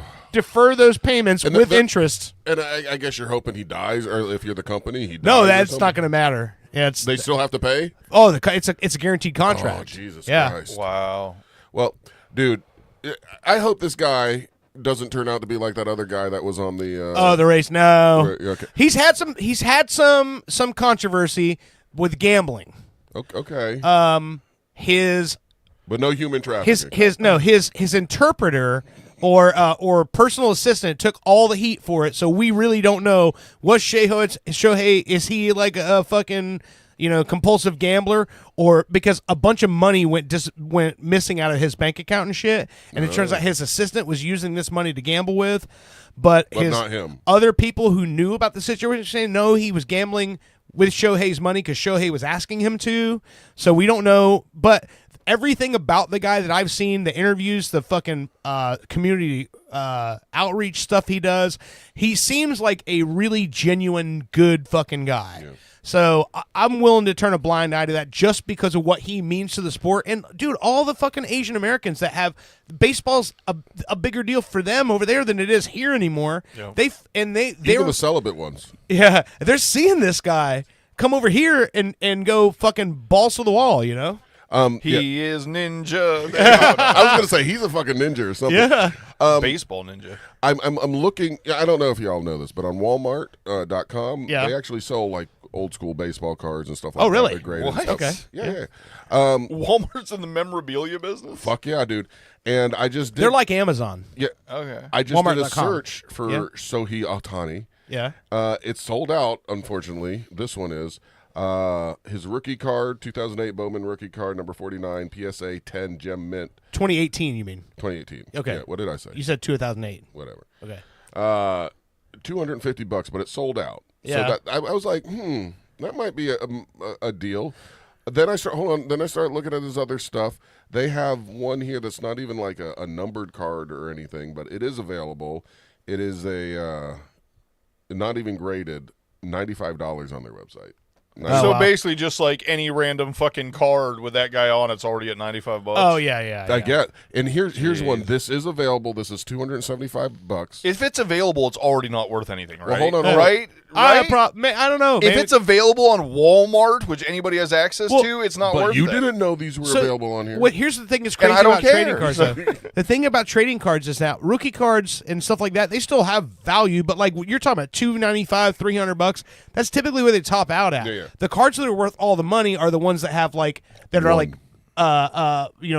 one-offs where they have like a piece of the jersey in it, or like a piece of the, like you have a Mike Evans one that's got part of his fucking receiver's glove in the fucking card. I'm just trying to say it's Walmart. Yeah. So if you're buying it from Walmart, it's obviously already lost its value, right? No, because Walmart.com is the same as Amazon, dude. They've got all kinds of collectible shit.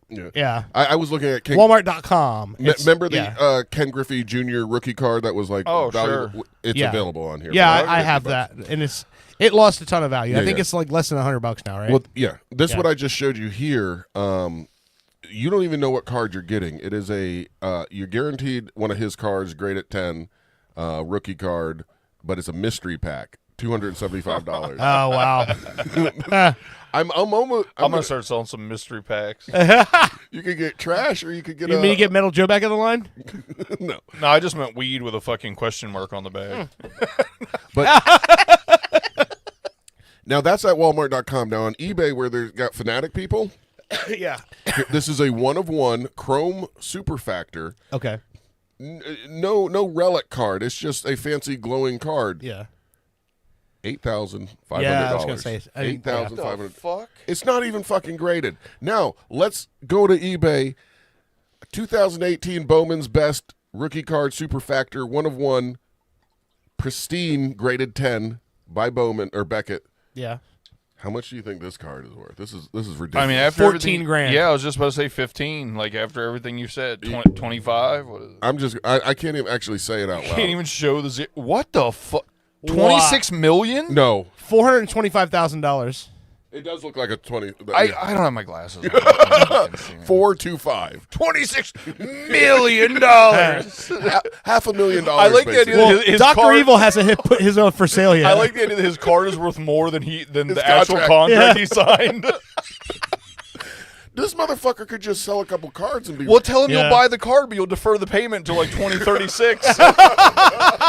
Please be done. By then it'll be worth more. You sell it, and then you can pay him. Nah. All right. I mean, that's not crazy. That's literally how the trading. It is. I've just started learning recently how all the. You guys remember the whole GameStop gate? Yeah, thing? yeah.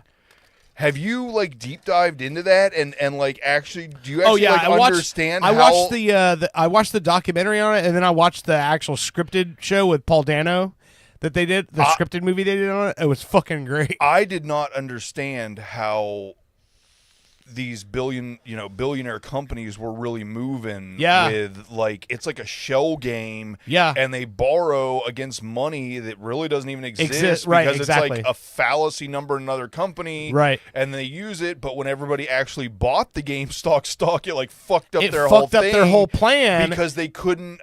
It was like money that. Like fake money that didn't exist yet that they were using to invest in other things, but when people actually bought it up, they couldn't. It made the value of their stock. Right. Against the stuff they were shorting. It's, oh my God, that stuff is so interesting. And the guy, I can't remember what the guy's name is, but it was something Kitty or something. But I just like the idea that like sports memorabilia, you could like short sports memorabilia so that you end up making more off it than the contract. Here's what's funny. You brought up stock, right? So that's actually a thing now. It's like, so you'll see, you can go online and find like, let's say a pair of game-worn sneakers. You remember that card? Yeah, I have that one. It used to be like over $100. Remember? Yeah, back in the day. King Griffey, I'm guessing. $12.89. $13. Oh wow! They didn't defer his. So you can actually go online and find a pair of like Michael Jordan game-worn sneakers from his rookie year, and buy stock in it. So you own a piece of it. Ugh. And that's what they're doing with actual, like, big high-end memorabilia like that, is they're just breaking it into shares and going, you can buy a share That's of this. so weird. And It's as like, the price you want the value goes up, then yeah. It's like you want to timeshare a pair of sneakers? That's ridiculous. Well, it's just, the thing is, like, if you own, like, let's say you're one of the 100 people who owns a piece of of those shoes, then let's say he dies and the value, like, quadruples, you can just cash out and sell your share and you made money off of it, And so it's, with stuff like that, that's like one of one, I mean, that's what they're doing now. That's wild. Yeah. Baker Mayfield. Sorry. I'm looking at cards now. Baker Mayfield's fucking killing it with the Buccaneers. Since we're talking sports and shit. Yeah. 5-1 after Monday, 6-1, and they should be undefeated because the Eagles cheated. That's all. The tush push. Well, yeah. I mean, Why do you turn into Trump all of a sudden? No. Because They were great. Yeah, Everyone they knows. were wonderful. Why did they lose? They There's lost no way. business cheating. Everyone knows it was rigged. Exactly. That's what you sounded like. Everyone saw it. They know it was rigged. People are telling me. They're saying, hey, you won. We saw it. We know you won. In our books, you're still undefeated. Even though we've only had 7 games, they should be 10-0. I like Boston Trump. All right, let's take a break, and then we come back. We'll wrap this up. I think we still got to talk about that uplifting documentary. Alabama Solution. It is very uplifting. When I say uplifting, it's like people being lifted up by parts of their body. Oh. All right, Paper Airplanes and Paper Hearts by Everyone Asked About You. He says something so horrible that Paper Airplanes, we love you. We'll be right back. You're listening to Pop Culture Radio.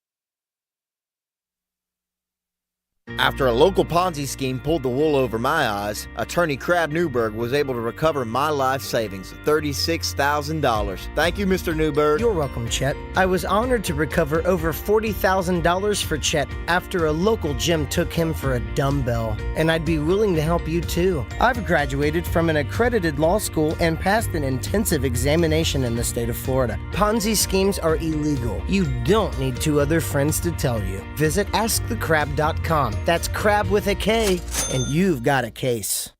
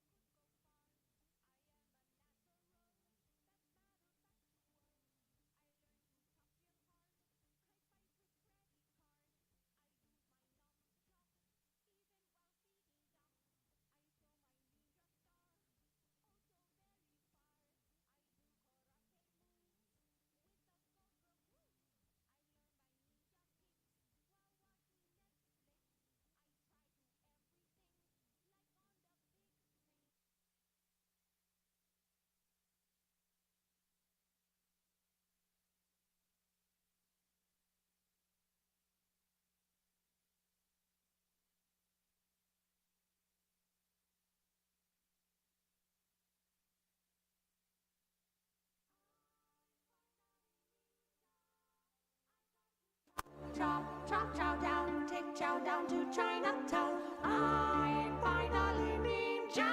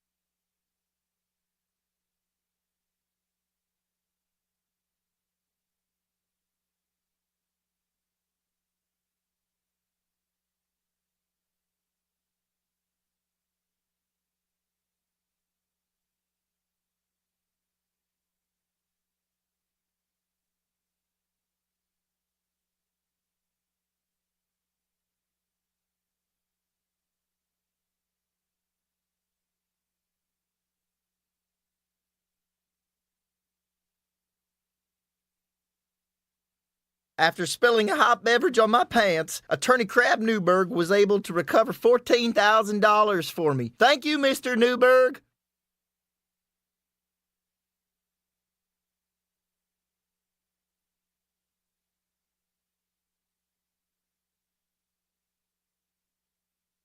However, I specialize in only one area, you.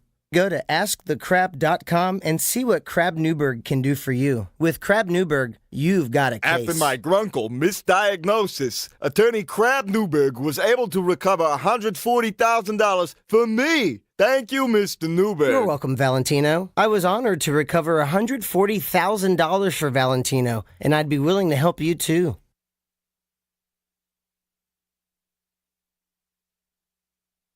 Grunkle is a very serious congenital condition. If you've been misdiagnosed, go to AskTheCrab.com.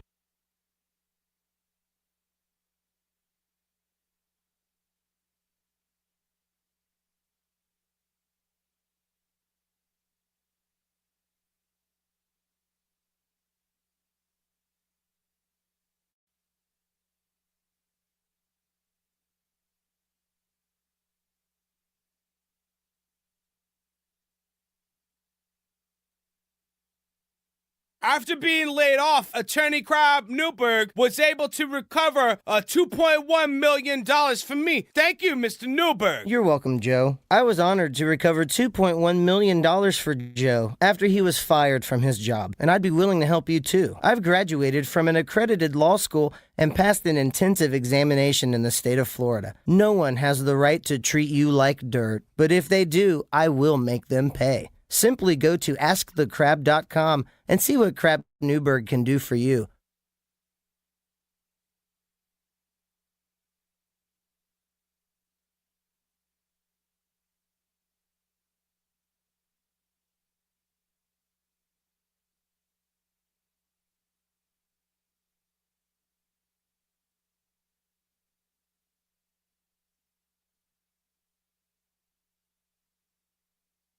After my illiteracy prevented me from reading the slippery when wet sign, Attorney Crab Newberg was able to recover me $50,000. Thanks, Mr. Newberg. Sunday, we bring you the first politically correct monster truck rally. Unless, of course, you find that to be inconvenient, in which case we'll have a matinee on Tuesday.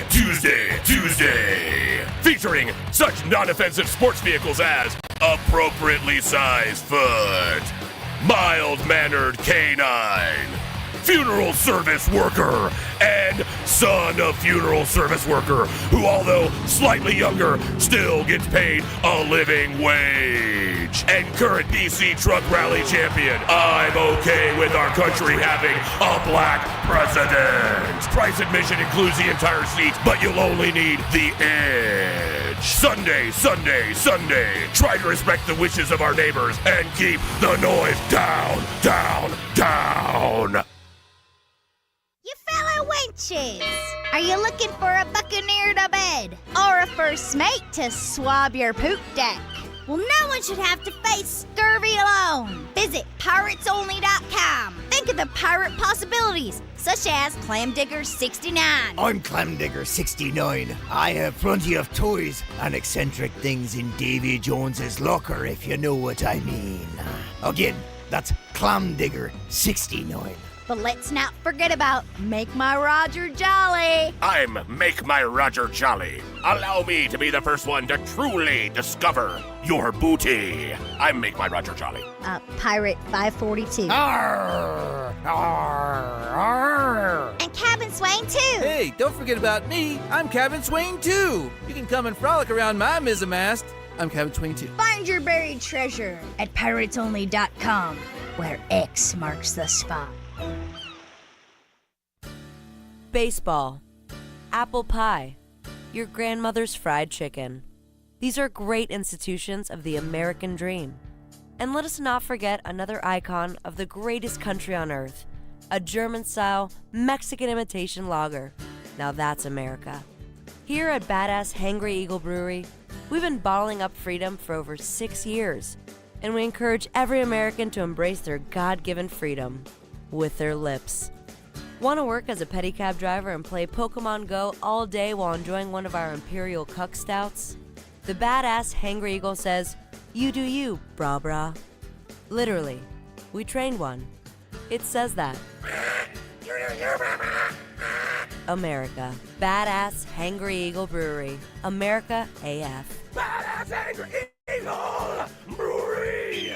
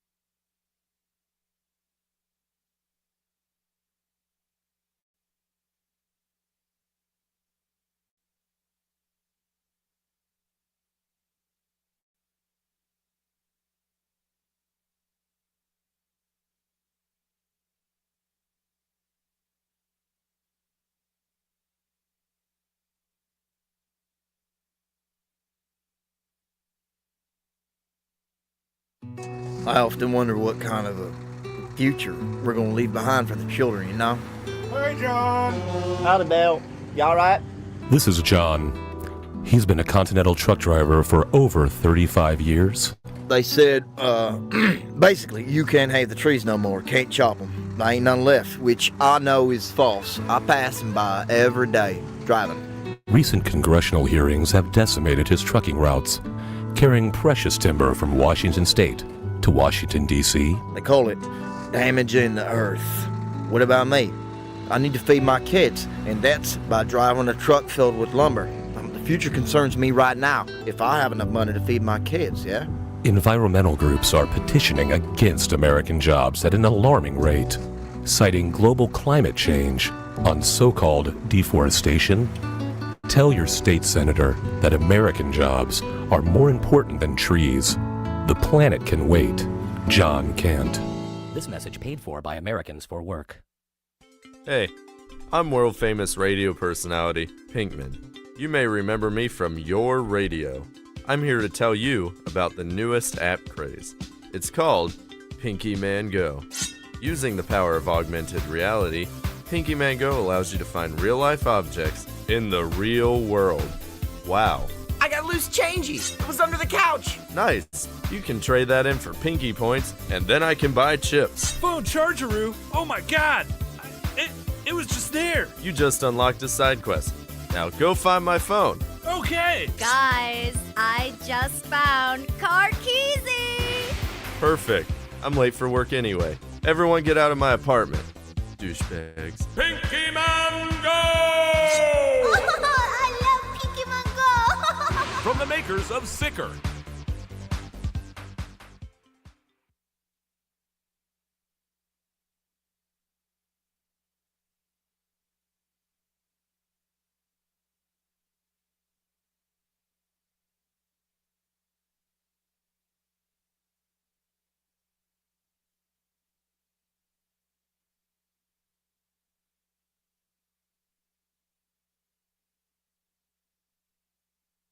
Hi. Do you like pudding?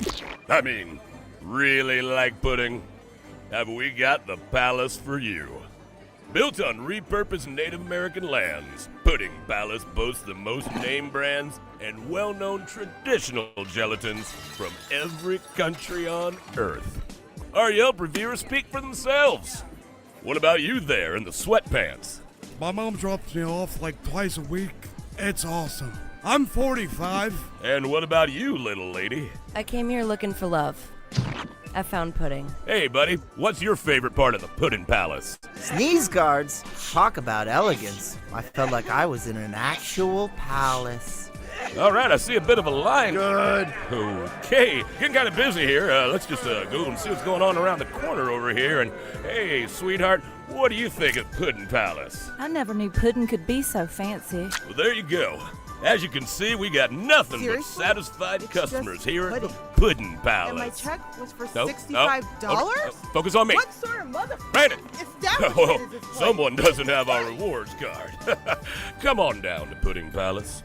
Pudding Palace, where pudding kings are born. Ginkgo Kielbasa, from the people who brought you Energy Brat, comes a taste you'll never forget. Ginkgo Kielbasa! The first time you met the love of your life and the smell of the air. It's a Me Too memory miracle! Ginkgo Kielbasa! Overcoming the rival team, and the first time you won the game. Listen to that crowd. Ginkgo Kielbasa! First time you couldn't pay rent, and the taste of delicious ramen noodles. Ginkgo Kielbasa, the meat you'll remember. Life's not fair! Have you felt neglected? Have your needs been denied? We are currently bringing a class action lawsuit against the News Junkie. Have you been denied any of the following? Magnet, shirt, bumper sticker, $50 gift card, badge, chat room impunity, live trivia complaints, self-validation, or otherwise. If you've been wronged, please don't delay. Take back what should have been yours. Join the ASCII class action lawsuit today. After being laid off, attorney Crab Newberg was able to recover $2.1 million from me. Thank you, Mr. Newberg. You're welcome, Joe. I was honored to recover $2.1 million for Joe after he was fired from his job, and I'd be willing to help you too. I've graduated from an accredited law school and passed an intensive examination in the state of Florida. No one has the right to treat you like dirt, but if they do, I will make them pay. Simply go to AskTheCrab.com and see what Crab Newberg can do for you. You've seen the phenomenon of making a murderer. Now it's time to go a bit deeper. Super TV3 now brings you Making a Shoplifter, the documentary tale of a man accused of an unspeakable crime. Do you know why we brought you in? No. Oh, you know what you did? No. You stole something. I ain't stole nothing. What was it? I ain't stole nothing. Yes, you did. I bought this with 2 quarters. I had them the whole time. What did you steal? Nothing. The riveting drama. I don't know who planted them crumbs on me, but they don't want me out of this security booth. The shocking admission. Hey, hon. Yeah? What you doing? Nothing. What you doing? I don't know. Yeah? Well? I don't know. Yeah? You know. Well, what they got you there for? Yeah, I've been sitting here about around 18 minutes. Ma, I really have to pee. At the mall? Drama unhinged. We have the evidence, the surveillance tape. Your Honor, he stole a bag of bugles. I hate bugles. Sir, you are currently wearing bugles on your fingers. Playing witch fingers don't make me guilty. I just like to have a good time. a new 18-part series, Making a Shoplifter. Don't miss a single second. Only on Super TV 3. Just in time for the political season, PP Boy Records presents Ragtime Election Time, a collection of only the finest political parody songs featuring Killary and the Clintones with their version of the Deleted Emails Blues. Deleted Email Blues. Thank you. And the hit single Trump Dumps by the Trump Tonights. I'm in the dumps because today's Donald Trump's got this election all in a spin. I would be remiss to not mention the Bernie Sanders should have been nominated with their smash hit, Bernie Sanders should have been nominated. What's got you so agitated? What's got you so agitated? What's got you so agitated? Bernie Sanders should have been nominated! Ragtime Election Time, only on PP Boy Records. Get political with funny. Hurricane, but her won't on my watch. I'm pilot Anthony Migliardio, founder of the only socially funded company that destroys hurricanes. Each year, hurricanes obliterate lives, property, and taxpayers' money. But I can solve this problem. Hurwon't stops any hurricane in any error-prone computer projection by detonating one simple, safe-tested nuclear bomb in the very center of the eye of the storm. Sound risky? After serving despite a dishonorable discharge, I've managed to sneak out with this bad boy. That's the sound of a 40-year-old floppy disk loaded with top-secret codes. Stop listening to phony pseudoscientists of climate change and let's take back our planet. Only with Hura won't. Mr. Migliardio will neither confirm nor deny the possession of top-secret nuclear codes. Hura won't. Patent pending, not endorsed by the Better Business Bureau. Mr. Migliardio pleads the fifth. Have you ever been hungry? Boy knows I have. And sometimes you just don't know where to go. That's why I started Steve's House of Food, where you can get all your favorite foods. Located in my house, Steve's House of Food has all your favorite foods like chicken, nacho, beef, bean, beets, bread, pan-seared foie gras with a Merlot reduction served on polenta, and snacks. Steve's House of Food, where your favorite foods are now also my favorite foods as well. Please come to my house. Please. From Fitcore, the latest development in sports rehydration technology. Boston Sports Chowder. You lead an active lifestyle, and you love a hearty chowder. Fitcore's patented ergonomically designed chowder flagon effectively replenishes vital body chowders lost during a hard workout. Creamy, powerful, piping hot. Boston Sports Chowder. Get you off an event and back in the game. You've seen the phenomenon of making a murderer. Now it's time to go a bit deeper. Super TV 3 now brings you Making a Shoplifter, the documentary tale of a man accused of an unspeakable crime. Hey, hon. I'm sad. Oh, yeah? No. You know, just try to think of the good times, huh? It's been 56 minutes. I still have to pee. Oh. Yeah, they let me go once. I've had a great pop since then. You know you're not allowed to have those sugar pops. No. WrestleMania's next week. Don't worry, okay? Your pops is taping it. Hulk is gonna make a comeback. He's just misunderstood. New witnesses. I saw him with the bag of the buggles. I knew exactly what he's doing. Drama unfurled. I've worked here for 16 years and we've never had bugles. The riveting drama. Have you guys seen my buddy what got the witch fingers? Been waiting for like 54 minutes. Evidence mishandled. Well, have you tested the evidence? We always test the evidence. Yes, but have you tested it for hot fries? We generally don't test for hot fries. I plead the fifth. Making a Shoplifter. Only on Super TV 3.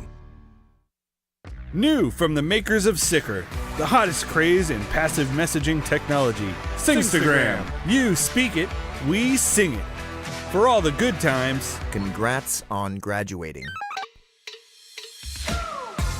Congratulations on your graduation. And the not so good times. Sorry to hear about your loss. Ooh, your grandma's dead. Sorry for your loss. When you have a song in your heart, but you can't quite get it out. New phone, who dis?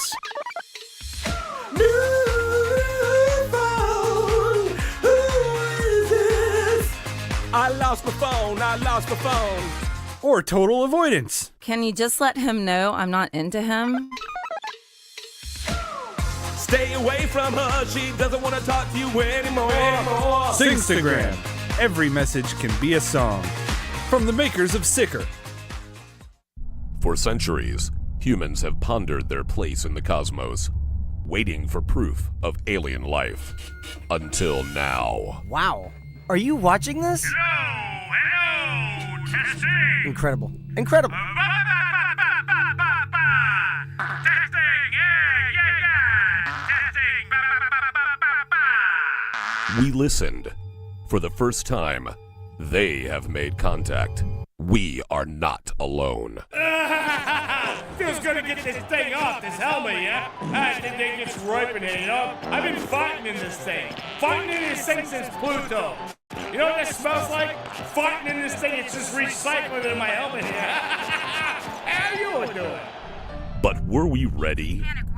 France now leaving the European Union, that makes 12. Oh, the humanity. Hey, come here, pull my finger. Come on, pull my finger. I'm cooking up some hot chili here. Come on, pull my finger. I got a hot one in the tube. Come on, pull it. I'm Mr. President. Can humanity survive? He can't be intelligent life. Had we built that damned wall. Tune in to Fartificial Intelligence, only on Orlando's Super TV 3. Coming soon to the parking lot of a mid-level amphitheater near you, it's the Out of Touch Music Festival. Do you like spending the entire day in the hot sun thinking, oh yeah, I remember them. They toured for over 30 years and now you'll wait over 30 minutes to hear that one song. They couldn't replicate their initial success, but they didn't break up. Each act guaranteed to have at least one original member. The Out of Touch Music Festival. It's not that new music is bad or you're too old. It's both. Looking for professional installation for that fence? Don't want to do it yourself? Look no further than FenceCrafter, Central Florida's newest and coolest wall building company. If you're like me, you want a yard wall built exactly for your personality, and FenceCrafter will absolutely do it for the least amount of money. If it's important to you, we'll do it, guaranteed. Custom painting, 3D print renderings, and free shipping is the FenceCrafter way of business. Call or find us on social media for your free estimate. FenceCrafter. This is not a political ad. If it were a political ad, you would know, because it would begin with dark and somber music as I talk about the person I don't want you to vote for, like this. Also, I would drop my voice a little to sound more ominous as I tell you things about the candidate that are designed to scare you about the future if they were elected. Facts are not important here, because I'm just trying to manipulate your feelings. But I don't want to end there. Now I want to make you feel good. So we'll switch to more upbeat music here, as I now tell you the person for whom I want you to vote for. Again, facts are not important here. We will just say things like our candidate will provide better schools, and lower taxes, and puppies and kittens for all. Finally, if this were a political ad, you would hear a statement about who is paying for this, like a political action committee, which raises millions of dollars from the very wealthy with hopes of getting you to vote for the candidate that they think will benefit them the most. The Phillips File is responsible for the content of this ad about the making of a political ad. Take things to a new level upon Wii with the first annual French Riviera Games. Events include cigarette smoking, depressing filmmaking, scouting, esoteric performance art, and mustache. Fun for the whole family. We will have disinterested mimes that will challenge your child's sense of existence.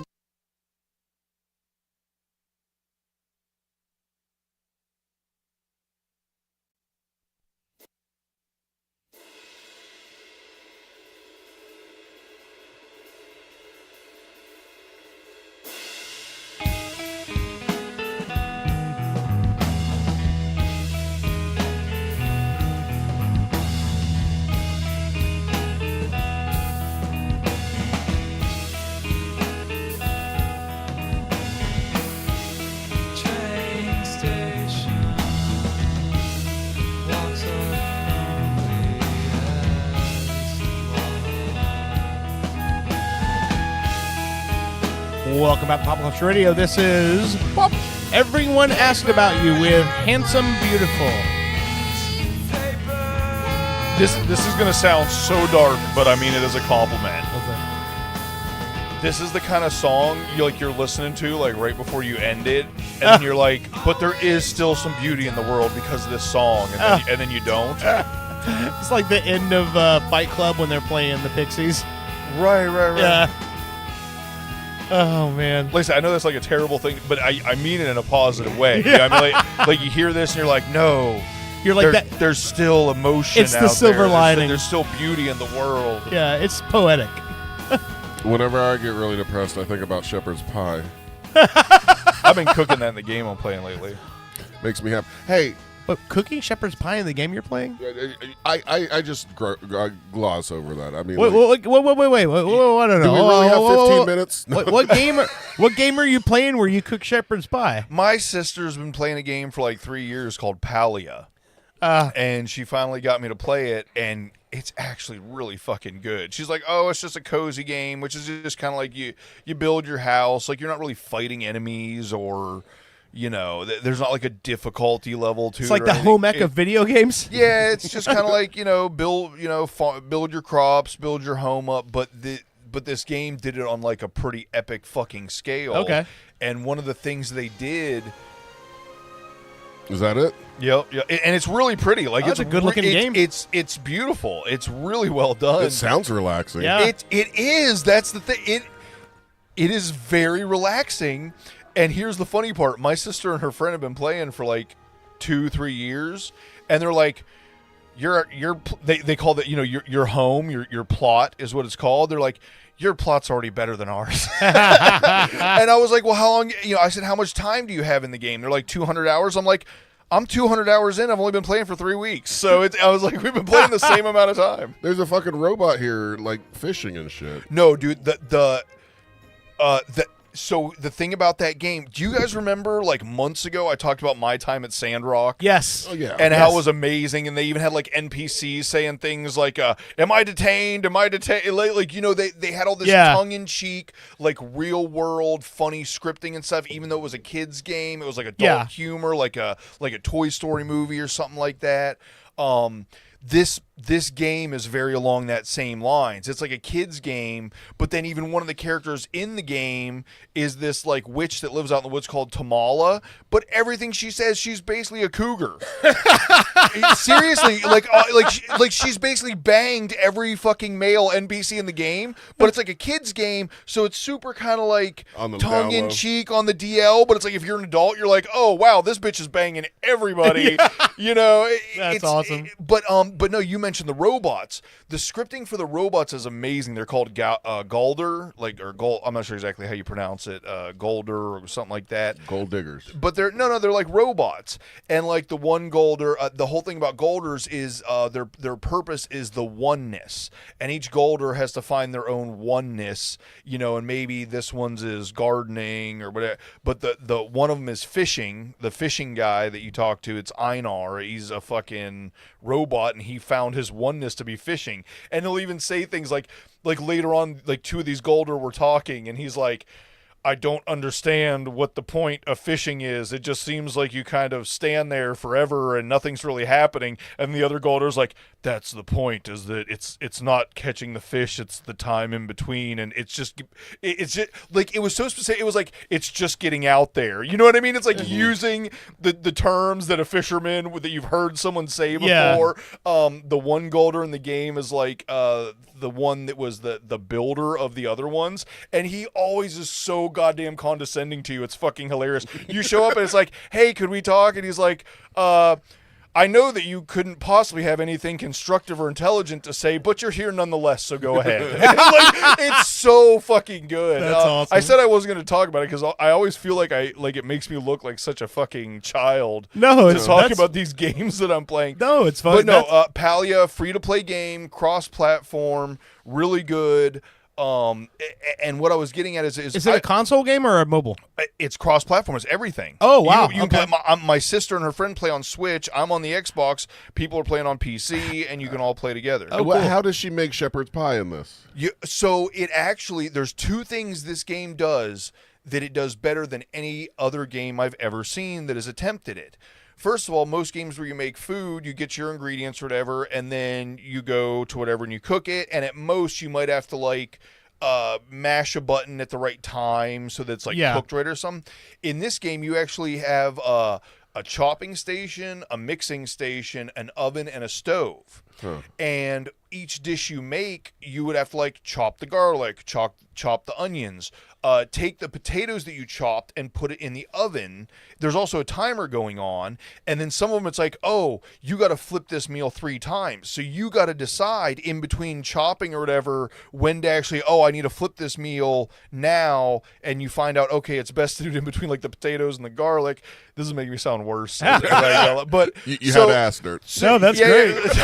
I'm digging it. So here's the funny thing. You can have a party of up to 4 people and they can come to your plot and shit where you can cook together. And if you cook together, it actually only takes the ingredients from the person that's doing that particular part of the dish. Oh, okay. And you also have to, not have to, but if you only have one of each station, then you all got to take turns or whatever. Well, if you build 3 chopping stations, then 3 people can chop at once. Oh, okay. And so like I said, my sister and friend got me into this game. They're saying about how good I am at my plot's been built, and it's like actually, really nice for someone that's only been playing a short amount of time.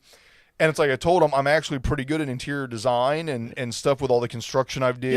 Model. I've literally worked with interior designers for like 10 years, building these $1 million, bathrooms and $1 million homes and stuff. So I understand like symmetry and decoration and also not symmetry, and you want, like I'll even have like an accent wall painted. You know what I mean? You don't paint the whole room the same color. You paint 3 walls one color, and this other wall you paint burnt orange that you have your fish tanks against because it makes them pop. So really things that maybe my sister never knew about me, and she's like, "Oh, holy crap! This dude actually can design something really good."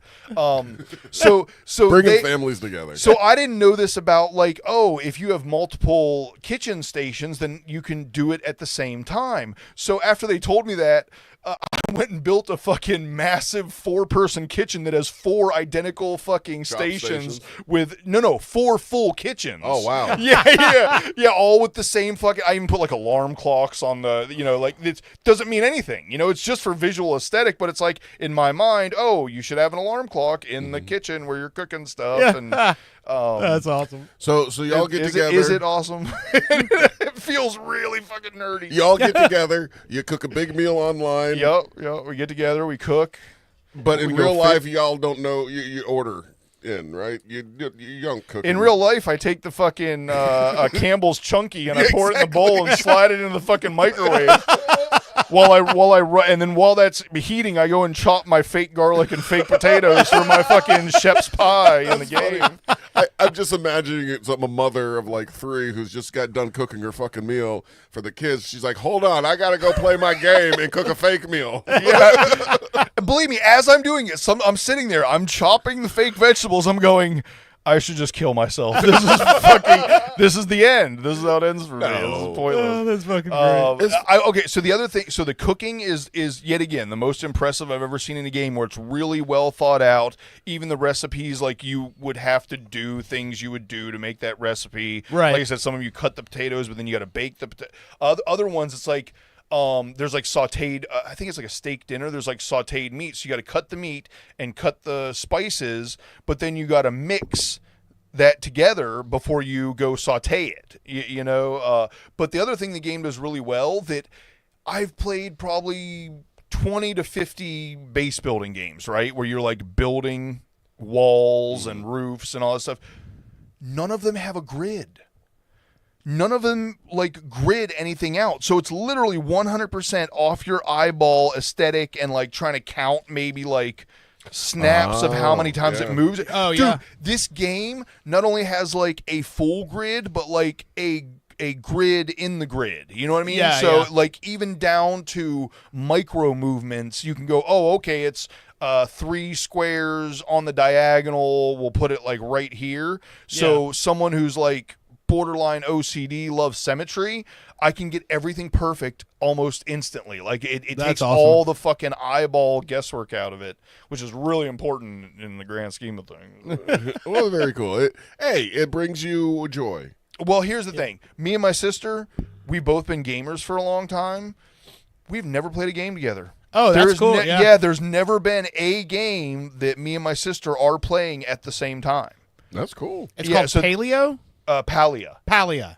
I've heard people call it Palia, P-A-L-I-A. Oh, okay. I've heard it called Palia, but I'm pretty sure they meant it to be Palia. Like all the hints in the game are like, everybody was new at some point. Let's work together to make a accepting community. You know what I mean? Pal, it's like the song, the word pal, yeah. Yeah, and you can even like there's 4 times a day you can request like ingredients or materials from other people. So even if you get like stuck on something, you can just request it, and people are nice enough to give it to you. Oh, cool. Okay. There's like a card game in the game that's basically like a altered kind of Go Fish. That's a lot of fun.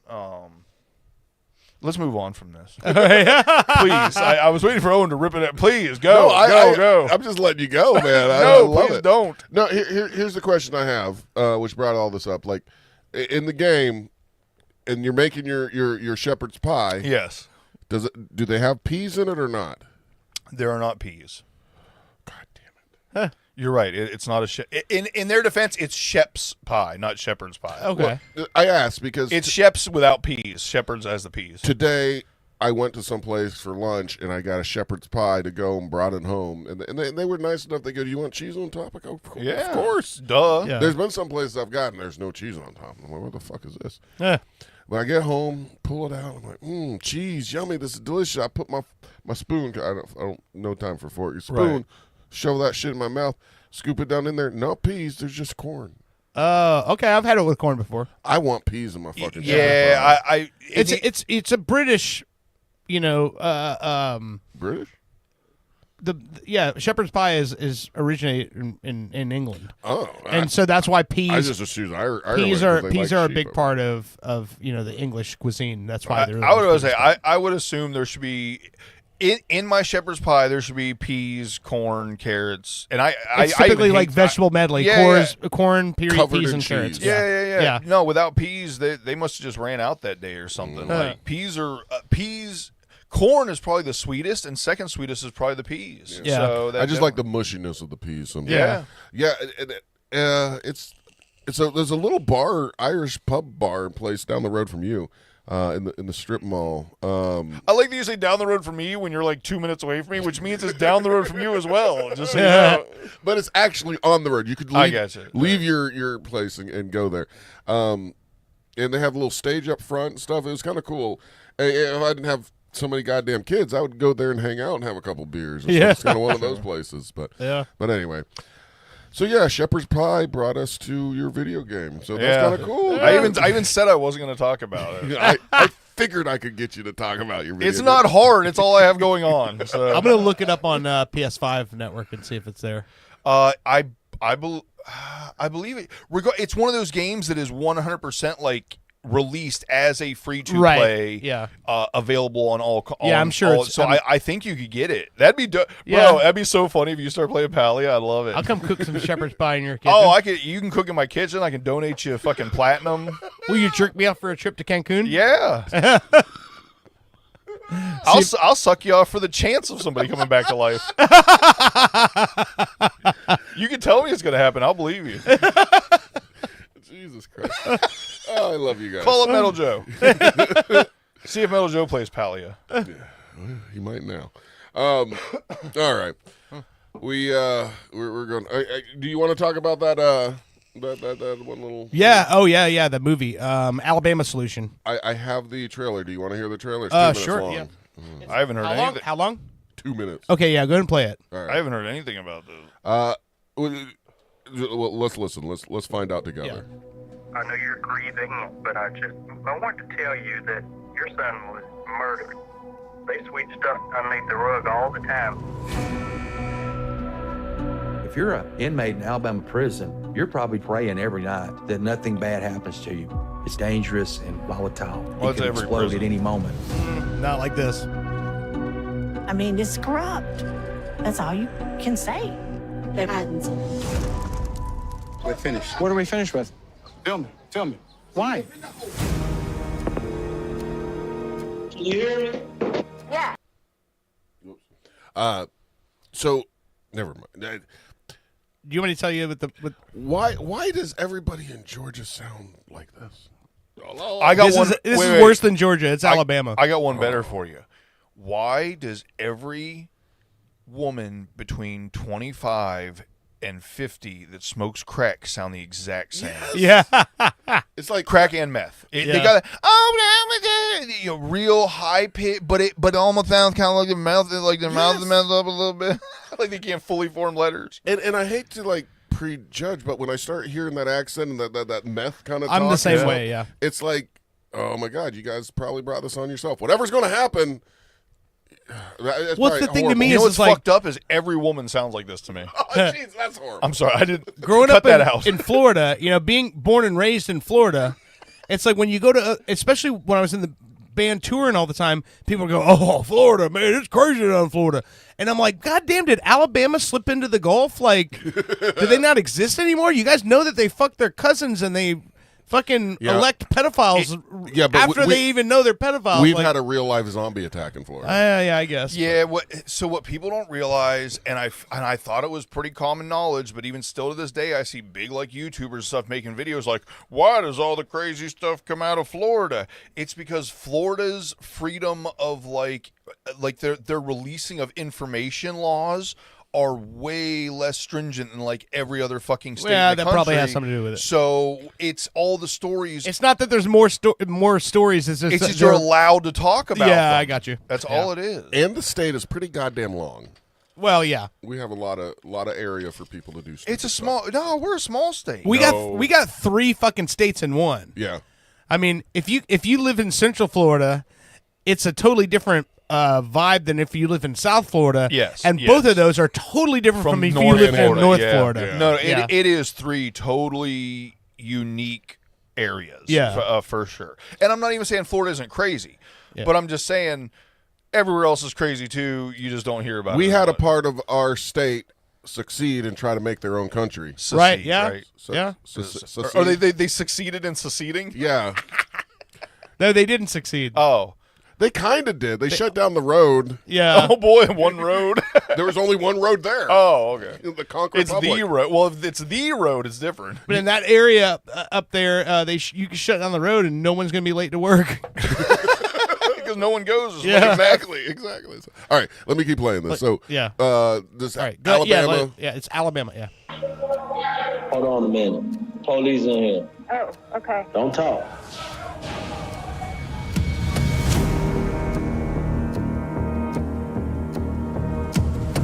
We had record numbers of people leaving out of here in body bags. They don't want the public to see what's really going on the inside. How can a journalist go into a war zone but can't go into a prison in the United States of America? The state is settling one lawsuit after another. There's no consequences for their actions. It's not the inmate that's killing them folks. It's the guards. There's an argument that there is some systemic problem within all of our facilities, and I hope. Dirt, earlier when I said, "Oh yeah, that's prison," you're like, "Oh, not like this." Yeah. No. If you got to remember, I watch all these fucking YouTube dudes that were in prison for 20 years and stuff, and I watch them doing it, and this is pretty. I can already see where they're going. It's not what you think it is. Okay. Yeah. I mean, from what because I watch all those shits too. I'm telling you, this is. I was almost nauseous. So you know about Buttman? Oh yeah. Okay. And yeah, all that Toss Salad Man, all that stuff, the fucking gangs, this is something. Introduce me, motherfuckers. I'll be honest with you. After you were saying how negative it was to listen to rap, I wasn't going to send you the prison rape stuff I watch. I mean, it's these guys, and what they're doing, they're trying to bring it to light. Hey, look at what's happening in these prisons. Just allow it to happen. Yeah. You know how fucked up it is. It's not like I'm this watching. Isn't Yeah, this isn't allowing anything. I'll tell you what it is. All But right, yeah, hold on. We got one more minute. Yeah.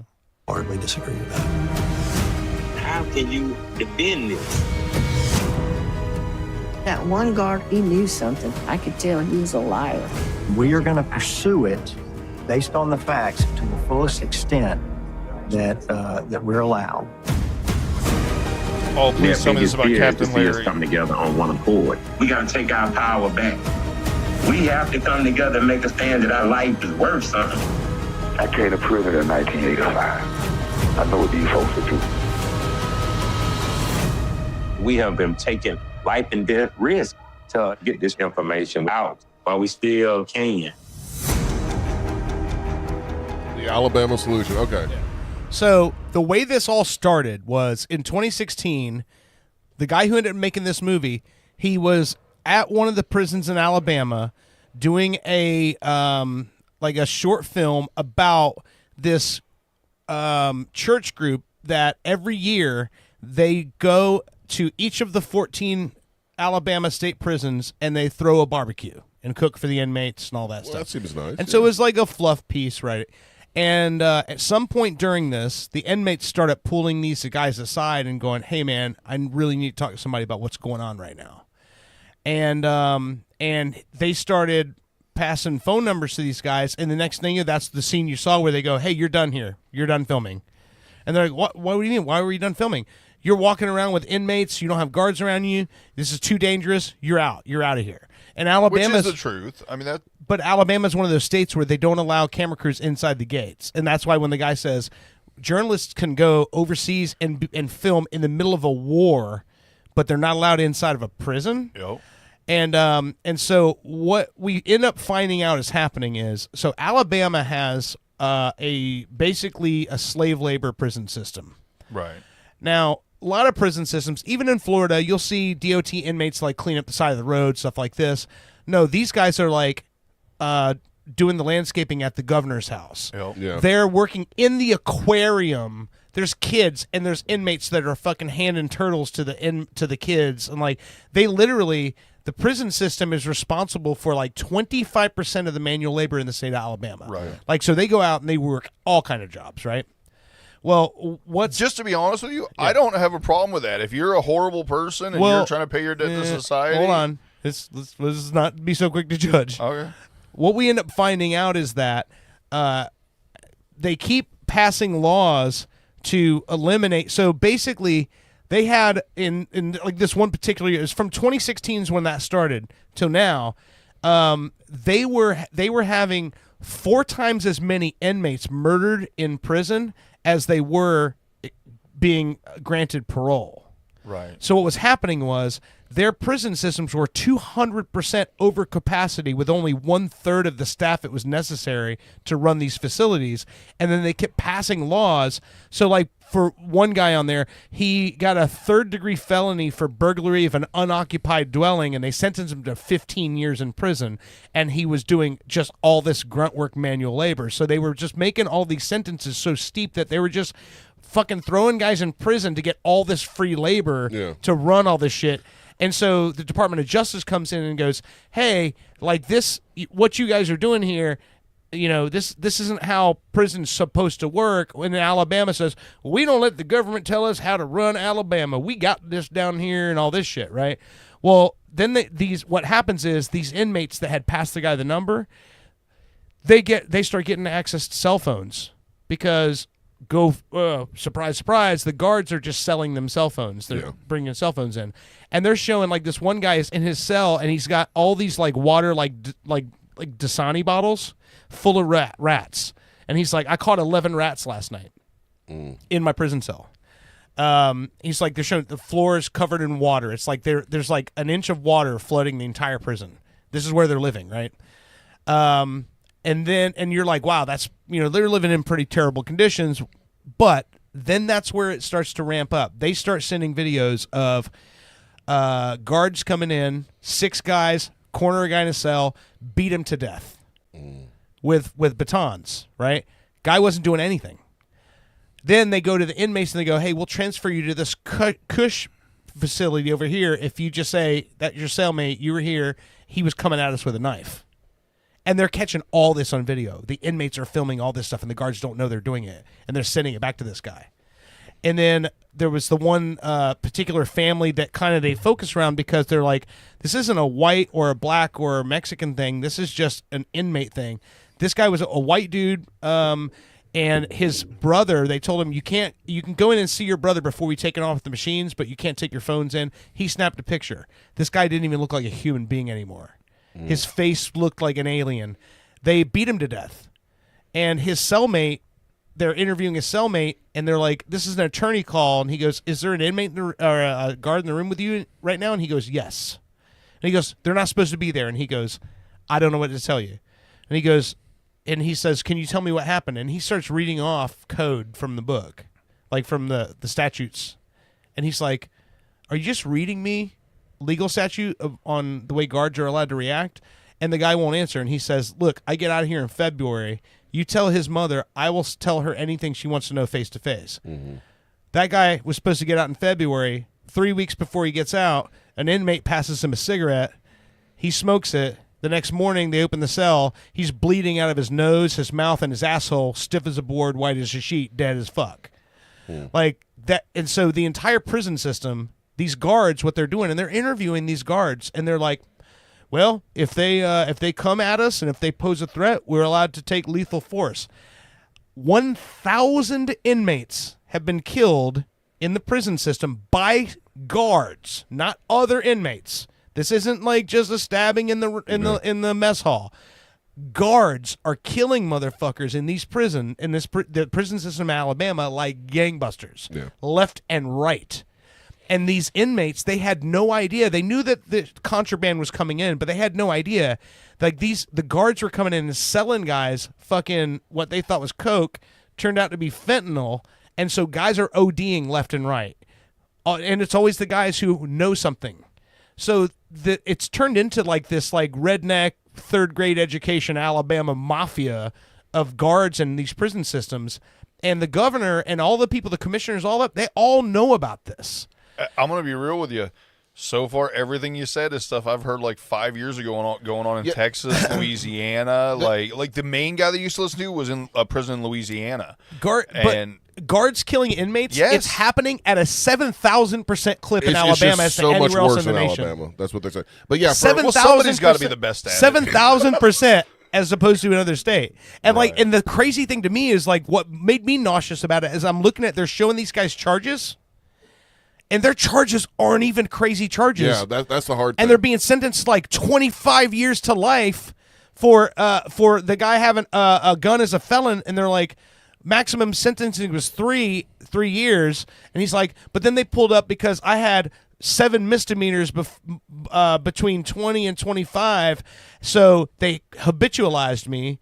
And so he goes, I only had 1 felony, and now I'm doing 25 years to life. And he goes, every time I come for parole, they deny me. And so the prison population keeps growing and growing and growing, minus the motherfuckers they're sending out in body bags. Yeah. They're not paroling anybody because they're just basically creating a slave system where all of these inmates are just doing all of this labor for the state of Alabama. And all of this and they're just creating this. It's out of control. All of this lies in privatized prison systems, Yeah. which is a fucked up thing. Yeah. Because it is it's slave labor. It is legalized slave labor. For a long time, they said that slavery is not gone; it's just switched to the prisons. Yeah, yes, absolutely. That is what it is. But it's like I looked at the one guy that was saying he was the cellmate of the dude that they beat to death. Mm-hmm. And he said he told the guy on the phone, he's like, I'm going home in February. I'm not telling you shit about any of this. Yeah. And then next thing you know, somebody passes him a laced cigarette, and he ends up dead 3 weeks before he gets out, before he was about to come out and tell them exactly what the fuck happened. Every single person, the one guy that was on there that was like, they call him, he's sort of like they said he's like an inmate activist that's in the prison there. Mm-hmm. And he was talking to them and explaining to them what's happening and everything. They beat the shit out of that guy, blinded him in one eye, and then put him in solitary confinement. And then somehow he was able to still get a cell phone smuggled into him in solitary, and he's FaceTiming with the lady. This guy's fucking face doesn't work on one side anymore. His whole fucking head's caved in because they found out he was talking to these people. So 6 guys come in, and his cellmate FaceTime them, and he goes, Robert is nonviolent. He goes, he has told all of us, don't throw a punch, let them be the bad guys. We have to take the high road here. He goes, he was sitting on the toilet with both of his hands up and said, I don't want any trouble. And he goes, I thought he was dead. They dragged him face down out of the cell through his own blood, and the other inmates are filming the streaks of blood coming out of the cell into the fucking guard shack. And they said somehow when they were trying to clean the blood up before the investigative team came in, they spilled a bucket of ammonia next to him, and the fumes woke him up, and that's how he knew he wasn't dead.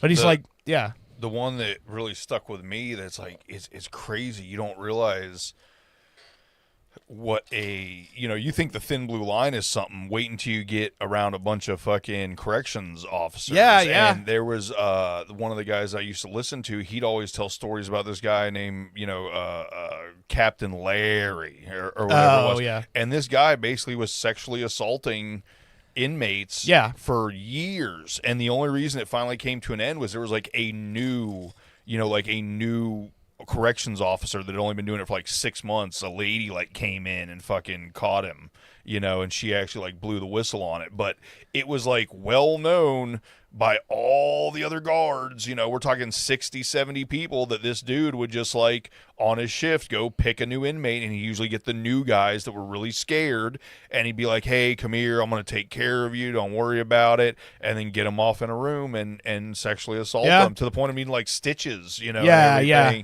Ouch. And all the other guards knew this shit was going on. Yep. And that's the thing in this, the one thing that got me, or that made this documentary to me so impactful, is that they keep showing their even news segments where they're cell phones being smuggled into Alabama prisons, and they're showing tables of hundreds of cell phones they confiscated from inmates, right? And then they flash to these guys FaceTiming the director again, and they're like, how do you keep getting the cell phones? He goes, the guards, they sell them to us. Yep. He's like, they sell us the drugs. He goes, and he's like, they sell us drugs to sell for them, and then we bring the money back to them. He goes, and then they'll sell us cell phones. Well, the thing about it is those cell phones are what made that documentary, because they're filming these fucking pieces of shit doing this stuff. And they're like, there's one where this guy's literally just sitting at a table, and a fucking corrections officer comes up, grabs him from the back of his shirt, pulls him down, and then just a swarm of corrections officers literally just beat this fucking guy till you see the movement stop in his body, and then one of them just grabs the bottom of his fucking pant leg, and they just drag him through his own blood out of the room.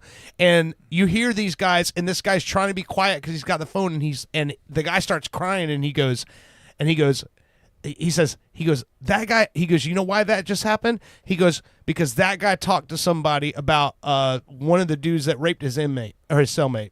He's like, that's why that just happened. So these guys are literally just running these facilities like a gang, and they're just, oh, you talked to somebody? Well, you're done. We're gonna we have the. It's like a mafia. Yeah, and they're like, and then they'll tell the other people at the table, they're like, hey, if you don't want this to happen to you, when they interview you, you tell them he was posing a threat and he was attacking us. Oh.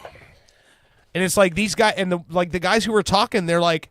The guy's even telling him, he's like, I'm risking my life by talking to you right now, but if I don't talk to you, nothing's ever going to change. And it's that weird thing of, is it okay to feel bad for rapists and murderers?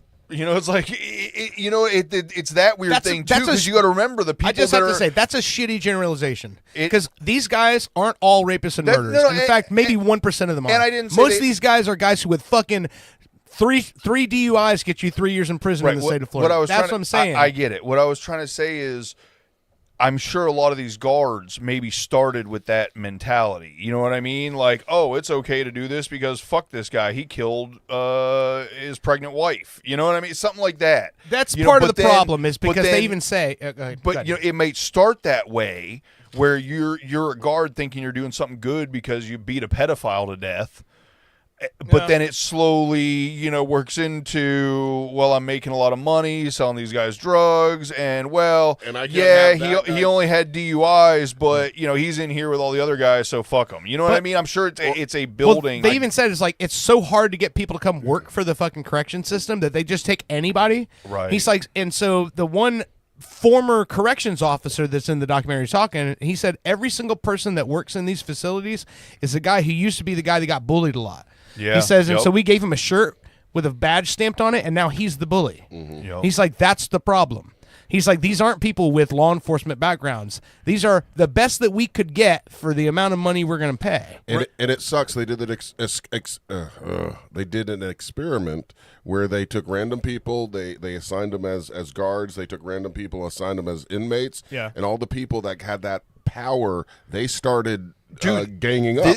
And yet again, what Dirt just said, this is nothing new. If you remember when I did Break the Law out here, I did the karaoke, I did Break the Law, and I was like, oh, it's one of my favorite. Well, Lord Infamous, in his verse, goes, we all knew this dude who got fucked up after every class. He was a bitch in school, but now he towed a gun and badge, put on a uniform, and now he think he's super bad. Man, fuck your best. You get laid to rest under the grass. I do not give a fuck because you are an officer. I put you in a coffin, so you fucking with a slaughterer. So police don't serve and protect. They bang and put. And then the last little party say about basically they don't serve and protect. They're actually the ones out here doing the most dirt. Yeah. They just happen to have a badge, you know? Yeah.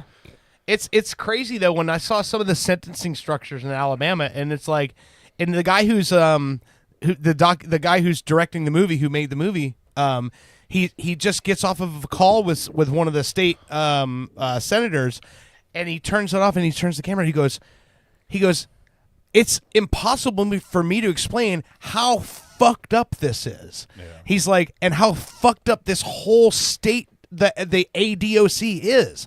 And he's like, they're literally taking people, they're making people lifelong criminals for nominal charges because that guy, to them, in their prison system, creates this much revenue by putting him to work. He goes, so they're taking people who made one misstep in life, turning him into a lifelong ward of the state and putting him to work. And then every time his parole comes up, they deny it because of something that, oh, well, you got a DR for this one thing you did. And he's like, that wasn't me. Oh, well, it's on your record here. So, no, parole denied. Go back to work for the fucking transportation department. And that's what they're doing, is they're retaining these people, not giving them parole, sentencing them to ridiculously exorbitant sentences just to keep them in the system because those inmates are literally the ones who are keeping Alabama running. Well, the biggest thing going along with that always got to me is, you know, if you actually listen to these guys telling their prison stories and stuff, there is no self-defense in prison. No. If someone's going to sexually assault you and they've been telling you that for weeks, and even everybody else knows because they've been telling you in front of other people that they're going to get that booty and all this stuff for weeks, and then they do it and you stab them to death, you get more years on your sentence. Oh yeah. And that's crazy to me. You can't, so basically you just have to be assaulted or take more years. Right. And I'm going to be real. If that's me, I'm taking more years. Yeah. So as I think most men, would. Right. Oh man, it just puts you in a no-win situation. And yet again, there's people that go, "Oh, well, you shouldn't have went to prison in the first place." Well, fuck that. A lot of people have fucked up, weird stuff. If I had every instance of me doing something that I could have gone to prison, if even one of those would have happened, I'd be in prison. Right. Right. And that's the thing that was so infuriating to me about watching this is, and you've got the HBO login. You got to watch this shit, man. I'm telling you, when I watched it, the thing that made me so fucking mad about this is that they keep showing the fucking governor being reelected and talking about how she's gonna fix this, and so the way she decided to fix it, you know what she did? Build 3 more prisons.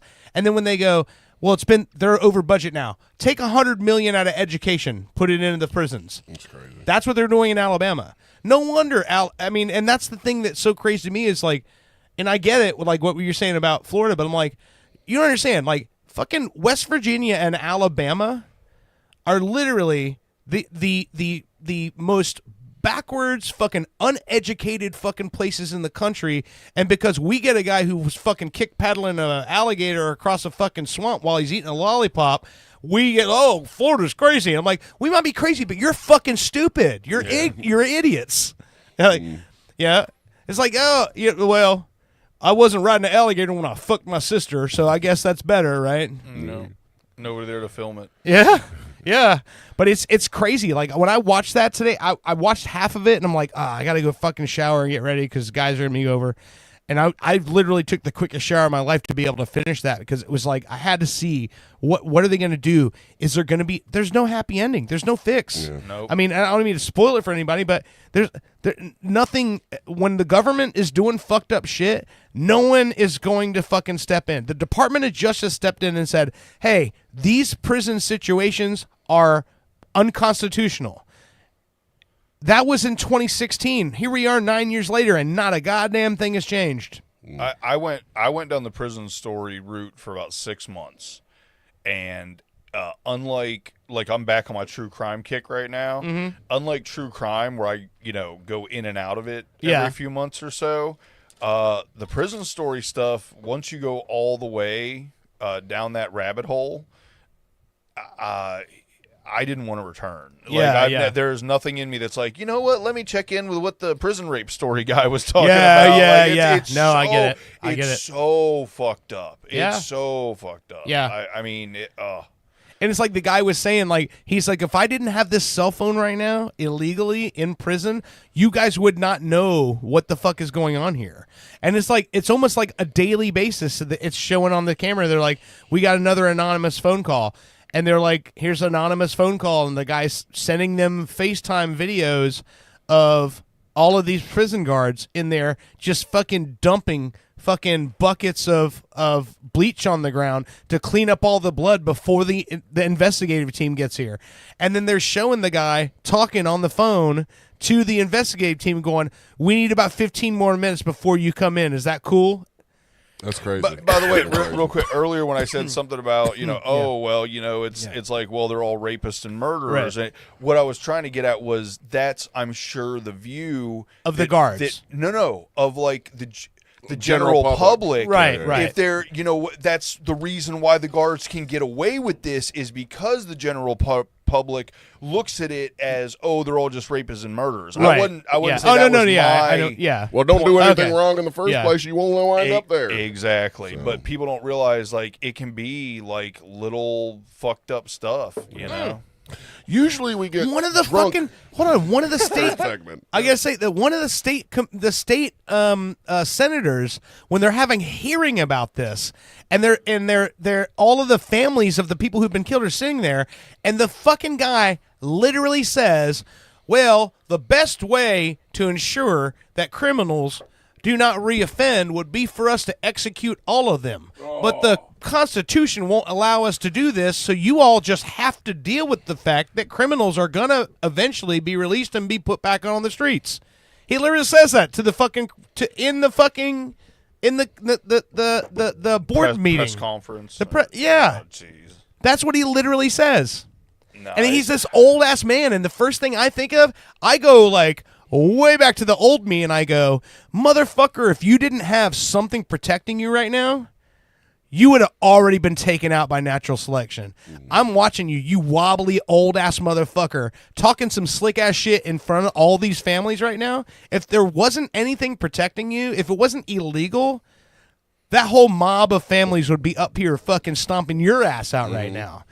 So what that's what drives me nuts with these people. Think, well, I've been on the Senate here for 26 years. That means you're old and easy to kill. It's very easy to unalive you, sir.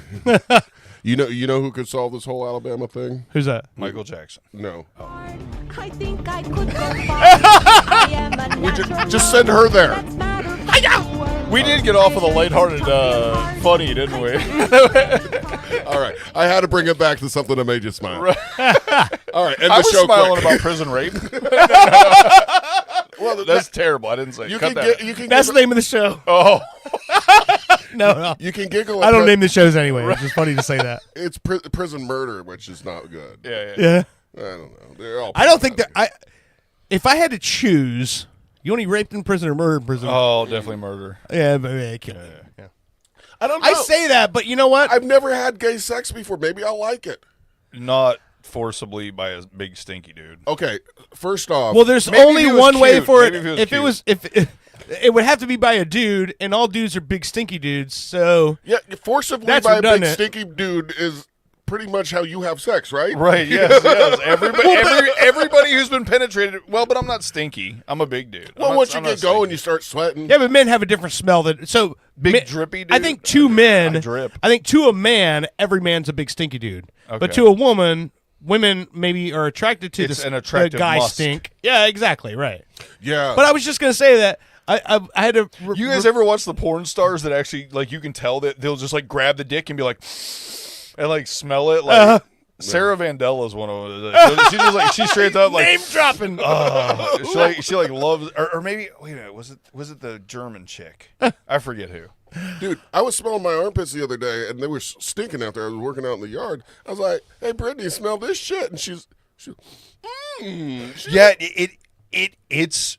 Some girls like it. No, I mean, there's something to be said about we are animals. Yeah. We are fucking yes. animals, and natural attraction. I'll never forget, as long as I live, there was a wife swap show, and it was the ones that were like super hippie, and they all shared the bath water, and they didn't shave their pits and all this stuff. And they had the hippie couple, and they were talking to him, and the guy was like, I need a woman that has some scent to her, something like, and he picks up his woman's arm and shoves his face in her pit and goes, hairy pit, and I was like, nope. What the fuck is going on? I'm like, oh, he likes feet too. He has to. Here's the thing, man. When I see stuff like that, I'm like, hey, man, I'm just glad people who have the same interests found each other. Right, and that doesn't like, exist that guy's for me. happy as fuck smelling that chick's armpit. I'm like, high five, dude. Where's my bitch that loves making a fake shepherd's pie? That's what I want to know. I mean, my lovely woman. And Maybe I shouldn't say bitch. I want to rewind back because I just was rethinking about it. I'm like, I really like. I'm really happy. I really enjoy life. So when I went back to the whole thing, would I pick being raped or being murdered in prison? I was like, if I could live through the rape, I'm like, I'll take that because I kind of want to live some more. So I'm like, what's the worst that could happen? I'll fucking wear a feather boa. I would have been downtown marching in the fucking Pride Parade today. I would have been there anyway. But I'm like, at least now it'd be like I have a reason. I would be part of the club. Oh man. It's funny. I've been to so many gay events in my lifetime, just because that. And I don't give a fuck who you are. If you're watching this or you're listening to this right now, if you've never been to a fucking gay party or a gay parade or a gay event, I don't know what the fuck you're doing with your life, because that is the best fucking time you are ever gonna fucking have. And never have I ever been to one of those events, not looked around and go, God damn, like I could be part of this club. If I could just get over the fucking gay sex part of it. If I could get over the big stinky dudes, this would be my Yeah, thing. because I'm just not. No, I was like, nothing wrong with it, but like, I'm just not attracted to males. Yeah. But like, man, if I was, like, God damn, can you imagine what? 2 fucking incomes, 2 dudes, fucking hanging out, fucking partying. We could be making a fake shepherd's pie right now, Bushy. I'm pretty sure I've said before, I would be gay if I didn't love vagina. It's, it's pretty black and white. Well, and their parties are so fucking like. What I love, I think, most about them is they do not give a fuck. They're like, okay, so I went through my whole, or like I'm saying, what they're saying is, I went through my whole life, worrying about whether I was going to be fucking accepted when I came out and told everybody. And then once they did, they're like, fuck that. They're like, we're going to fucking bring out a fucking boa constrictor. We're going to fucking wear it around our necks like it's a goddamn necklace. I got a tutu on. My boots are fucking popping right now. We're marching in this parade. Then we're going to get shit tanked and listen to Chapel Roan. You just described any straight dude in Florida, though. Well, if you're worried or thinking, not worried, but thinking of like how do I become gay? Here's a tutorial. I want to see if this is any good. Welcome to my video tutorial on how to be gay. Hey! I found myself very inspired by this tweet, as I never realized that simply ordering... Okay, this is too long. Never mind. No, let it run. I want to be gay. Hold on, you got to read it's the got to tweet. be easier. No, it's super long and it's someone else's content. Hey, if I could be gay, I could have a one-income household.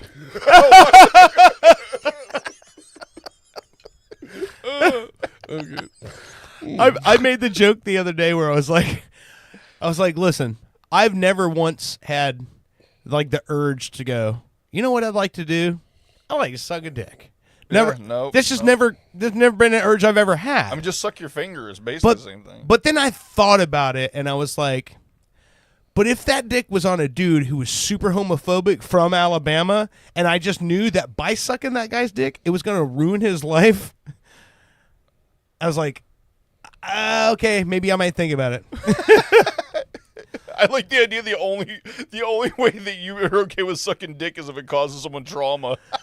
It's just because knowing, like, if it was this, like, one of those big guys, not in my country, then I'm like, oh, man, I want to make that guy wake up the next morning questioning his whole existence, going, have I been wrong this whole time? This turns Clockwork Orange into a whole different movie. Yeah. What if you could go back in time and suck Hitler's dad off the night Hitler was conceived? Oh, yes, absolutely. You would? Let's Okay. do it. Yeah, I said I'd suck a dick to bring one guy back to life. Like, I think... Me? A whole fucking 7 million Jews? Yeah. Fuck yeah. I'll suck a dick to bring Jews back to life. I'll suck a dick to bring one Jew back. You give me the option to fucking bring up a whole fucking generation of them? Yeah. Let's do it.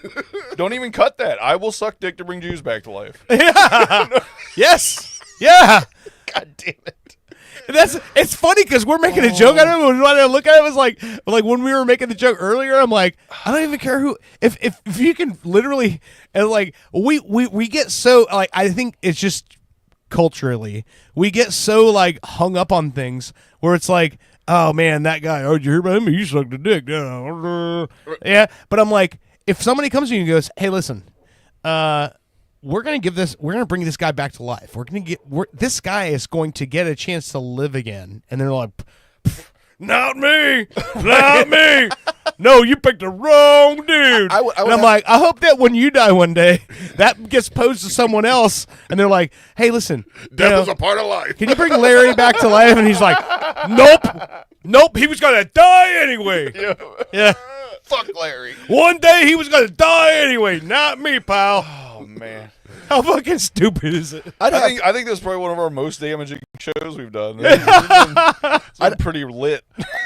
I'd have to ask if, do I have to do it a completion and how long? Right. I think you have to expect the semantics. I think anyone says you have to suck a dick to do this. Oh, wait a minute. You have to automatically expect it's to completion. No, otherwise, no, I didn't know that. No, See, hold up. If I got to if it's spit, I'm okay. If I got to swallow, then I don't. No. You're dead. To completion meaning until they finish. Yeah, but if that's not dictating what you have to do with it, right? But what I'm telling you is, if I had to swallow, you're dead. I'm a spitter. Yeah, I don't think I can swallow. I think that's fine. I don't even like the smell. And you of don't my own necessarily, cum. you don't have to be like, you can just do the whole thing with it. You're gonna go, just let it come out your fucking mouth. Drool it it back out. Yeah, I'll drool it out for life. Yeah, for a man to get his life back. You know what? I'm making that bumper sticker. Drool it out for life. Yeah. Suck a dick, kill Hitler. It's a bumper sticker. Blowjobs for Jews. BJ's for Jews. I love it.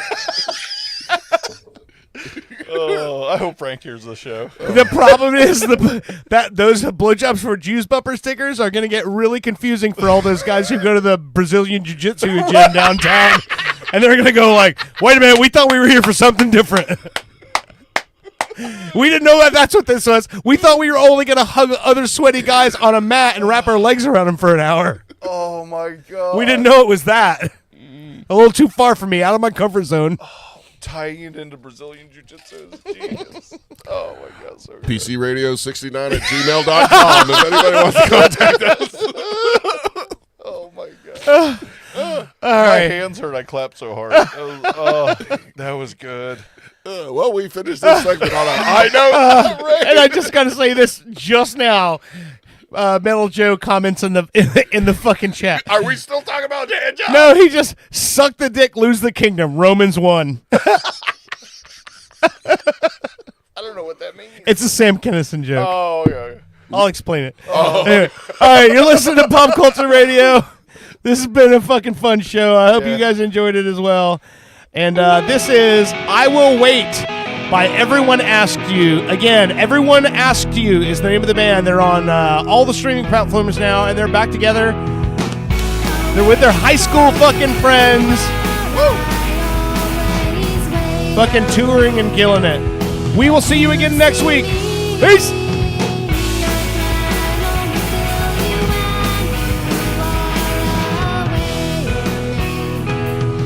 Pop Culture Radio has been a weird Florida production. Like and subscribe on your favorite podcast. Love y'all.